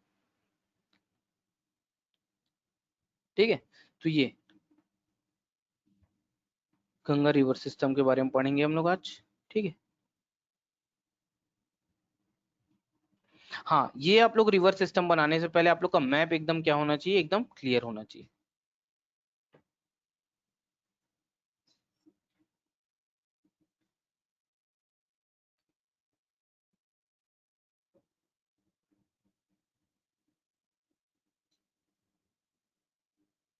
ठीक है, अब देखो गंगा रिवर सिस्टम।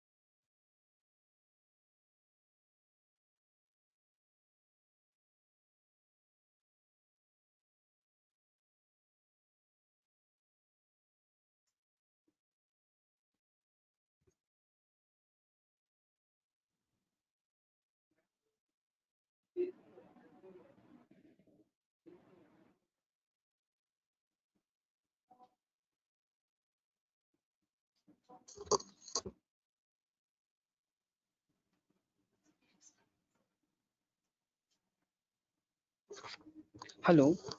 हाँ, बस एक ही वो पढ़ाना है मेरे को टॉपिक, गंगा रिवर सिस्टम के बारे में, ठीक है। वो थोड़ा सा बता देता हूँ क्योंकि इंपॉर्टेंट है बहुत। ये देखो,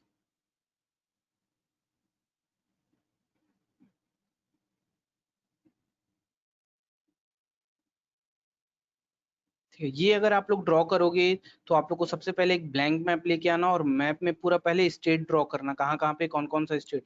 तो आप लोग को, क्योंकि अब ये रटने वाली चीजें नहीं कि रिवर कहाँ से निकल रहा है, कहाँ से कहाँ जा रहा है, कौन कौन से स्टेट में जा रहा है, तो वो सब आप लोग को पढ़ने की जरूरत नहीं है ना। तो ये थोड़ा सा नोटिस करना आप लोग, ठीक है। हाँ, इसको जितना मैप में ड्रॉ करोगी उतना ज्यादा आप लोग की चीजें क्या होती जाएंगी, क्लियर होती जाएंगी। गंगा,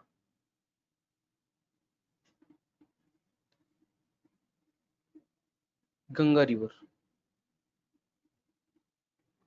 गंगा रिवर।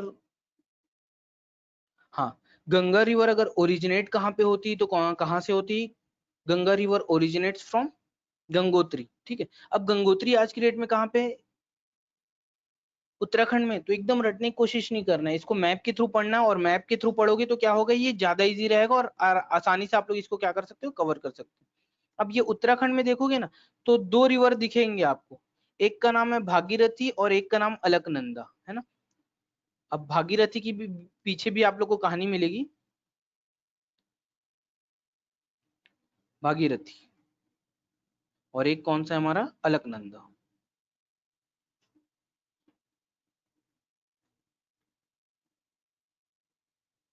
भागीरथी और एक अलकनंदा, ठीक है। हाँ, भागीरथी एक्चुअल में जो निकलती है ना, वो कहाँ से निकलती है हमारा, गंगोत्री। मतलब ये जो ओरिजिनेट होती है भागीरथी, ये कहाँ से होती है एक्चुअल में? गंगोत्री। ये ओरिजिनेट होती है कौन सी? भागीरथी। अब ये दोनों रिवर निकल के कहाँ पे मिलते हैं एक्चुअल में देखोगे तो किस में मिल रहे हैं? देवप्रयाग नामक एक प्लेस में मिल रहे हैं, है ना, देवप्रयाग। देवप्रयाग नामक एक क्या मिलते, प्लेस में मिलते। तब इनका एक्चुअल में नाम जो पड़ता है क्या पड़ता है? गंगा। तब इसका एक्चुअल में नाम पड़ता है कौन सा? गंगा।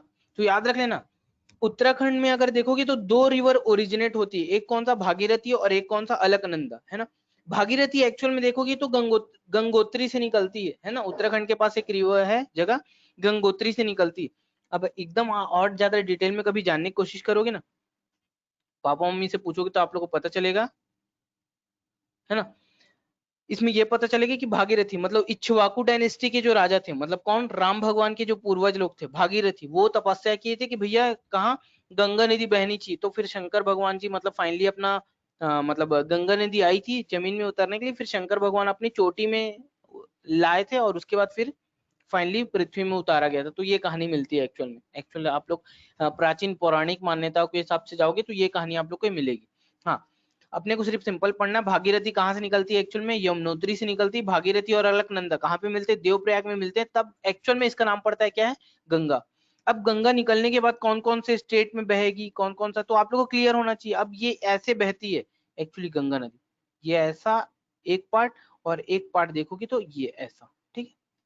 अब देखो, ये सबसे पहला यमुनोत्री अगर देखोगे तो कौन से स्टेट में? तो ये कौन से स्टेट में? हमारा यूके। यूके मतलब उत्तराखंड। उसके बाद सेकंड स्टेट जो बहती जाती है जिसमें, जिसको क्या बोलते हैं हम लोग? यूपी। यूपी के बाद देखोगे तो एक्चुअल में कौन सा हमारा? बिहार। बिहार के बाद देखोगे तो थोड़ा सा बॉर्डर टच करती है कौन सा? हमारा झारखंड,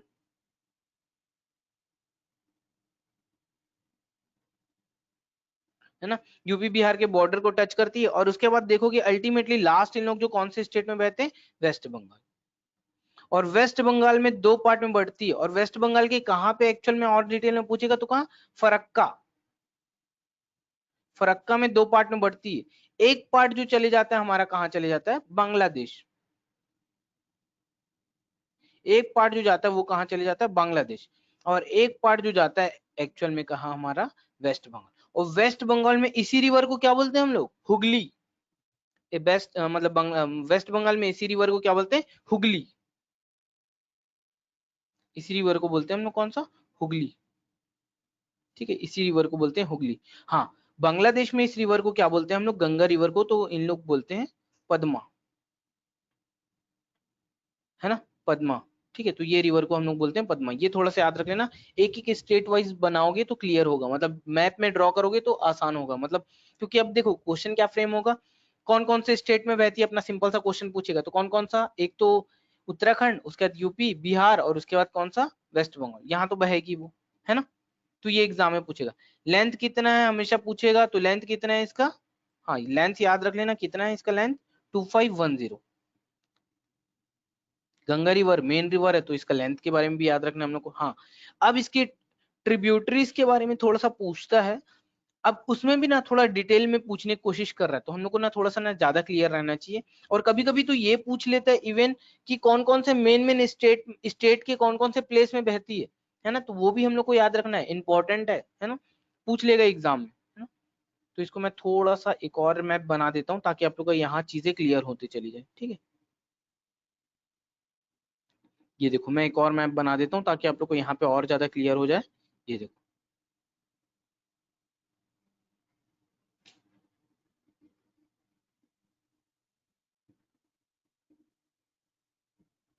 ये देखो, ठीक है। अब देखो, ये हमारी भागीरथी और ये अलकनंदा कहाँ मिल रही है? हमारी देवप्रयाग। ठीक है, इसका नाम क्या पड़ रहा है? गंगा। फिर ये इधर जाएगी और उसके बाद फिर ये दो पार्ट में डिवाइड हो जाती है ना। अब अगर सिंपल सा क्वेश्चन पूछेगा कौन कौन से स्टेट कौन कौन से प्लेस में बहती है ना, तो वो भी हम लोग को याद रखना है। तो पहला प्लेस जहाँ पे ये दोनों मिल रहे हैं, दोनों का संगम हो रहा है, भागीरथी और अलकनंदा, मतलब इसको तो हम लोग क्या बोलेंगे? देवप्रयाग। ये याद रखना, ये एग्जाम में पूछेगा, इंपॉर्टेंट है देवप्रयाग। देवप्रयाग, ठीक है, ये इंपॉर्टेंट है, ये थोड़ा सा याद रख लेना। ठीक है, देवप्रयाग के बाद देखोगे तो कहाँ चले जाएगा, यहीं पे एक प्लेस है जो फेमस है, आप लोग घूमने जाते हो, तीर्थ यात्रा पे जाते हो उत्तराखंड के पास, जिसको बोलते हैं हम लोग हरिद्वार, है ना, ये भी इंपॉर्टेंट है ना, यहाँ पे लिख देता हूँ हरिद्वार।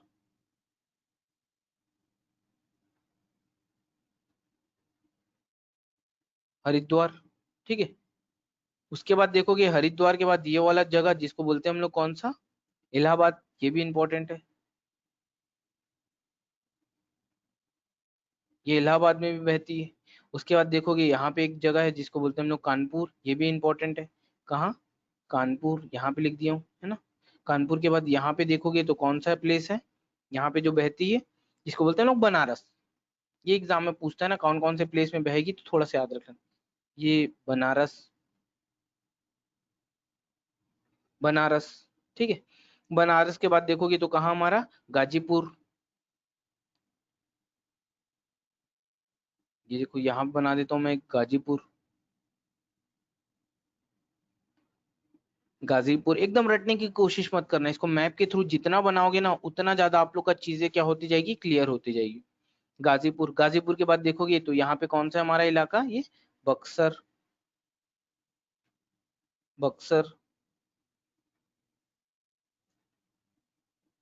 बक्सर। और ये देखोगे तो कहाँ है, बक्सर के बाद देखोगे तो कहाँ बहती है, बक्सर के बाद देखोगे तो कौन सा, छपरा, छपरा,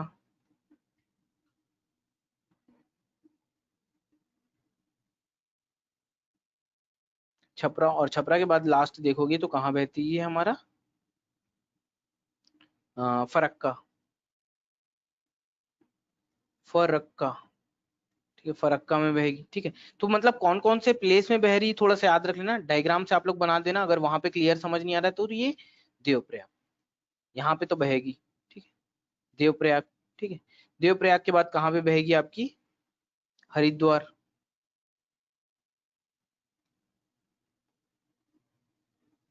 हरिद्वार, हरिद्वार के बाद बहेगी कहाँ पे आपकी, इलाहाबाद, है ना, इलाहाबाद। इलाहाबाद के बाद आप देखोगे तो कहाँ पे, कानपुर, कानपुर के बाद आप लोग देखोगे तो कहाँ पे हमारा, बनारस,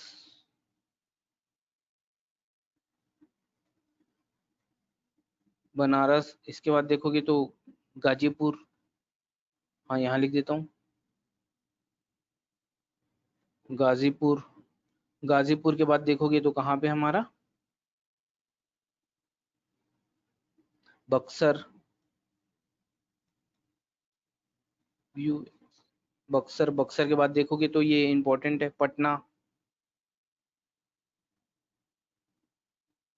पटना। पटना के बाद देखोगे तो कौन सा हमारा, छपरा, छपरा के बाद देखोगे तो लास्ट हमारा फरक्का,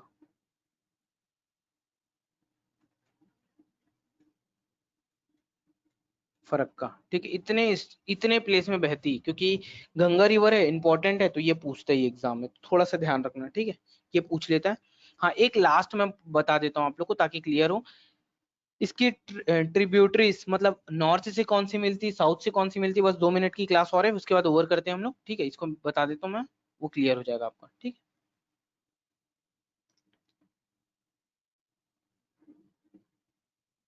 ये देखो,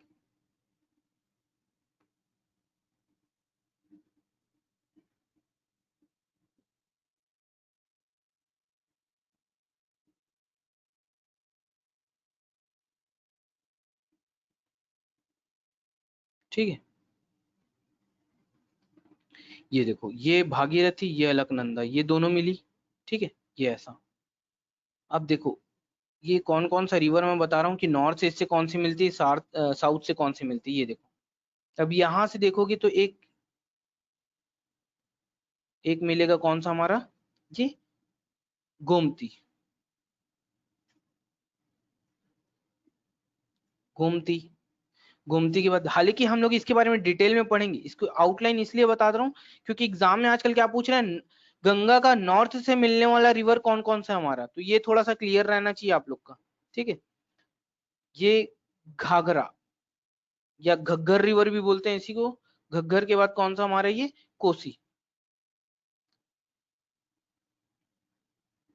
कौन सा रिवर है ये हमारा कोसी। ये सारी नॉर्थ से आती है और किसमें मिल जाती है, गंगा में, क्योंकि ऊपर से मिल रही है। मतलब ये वाला प्लेस कौन सा हमारा, ये नॉर्थ है, तो इसलिए नॉर्थ से कौन कौन सी मिल रही है, इसकी ट्रिब्यूटरीज कौन कौन सी, तो नॉर्थ से कौन कौन सी, एक गोमती, घाघरा, कोसी, ये नॉर्थ की है। साउथ में कौन सा है हमारा, तो कौन साउथ में, ये तो ये मालूम है, ये वाला कौन सा है, यमुना। कौन सा रिवर है, तो खैर इसके बारे में और डिटेल में पढ़ेंगे। हाँ, पर ये याद रख लेना कौन सा हमारा, यमुना।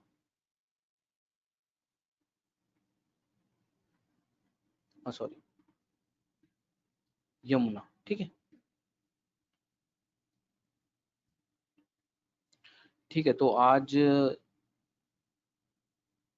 यमुना साउथ में देखोगे तो कौन सी हमारी, यमुना, ठीक है।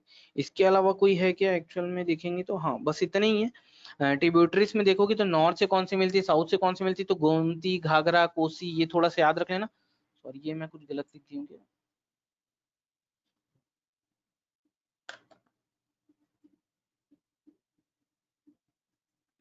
हाँ, ये अगर देखोगे तो कौन सा, कोसी। नॉर्थ से कौन कौन सी मिलती है, तो एक गोमती, घाघरा और एक कोसी।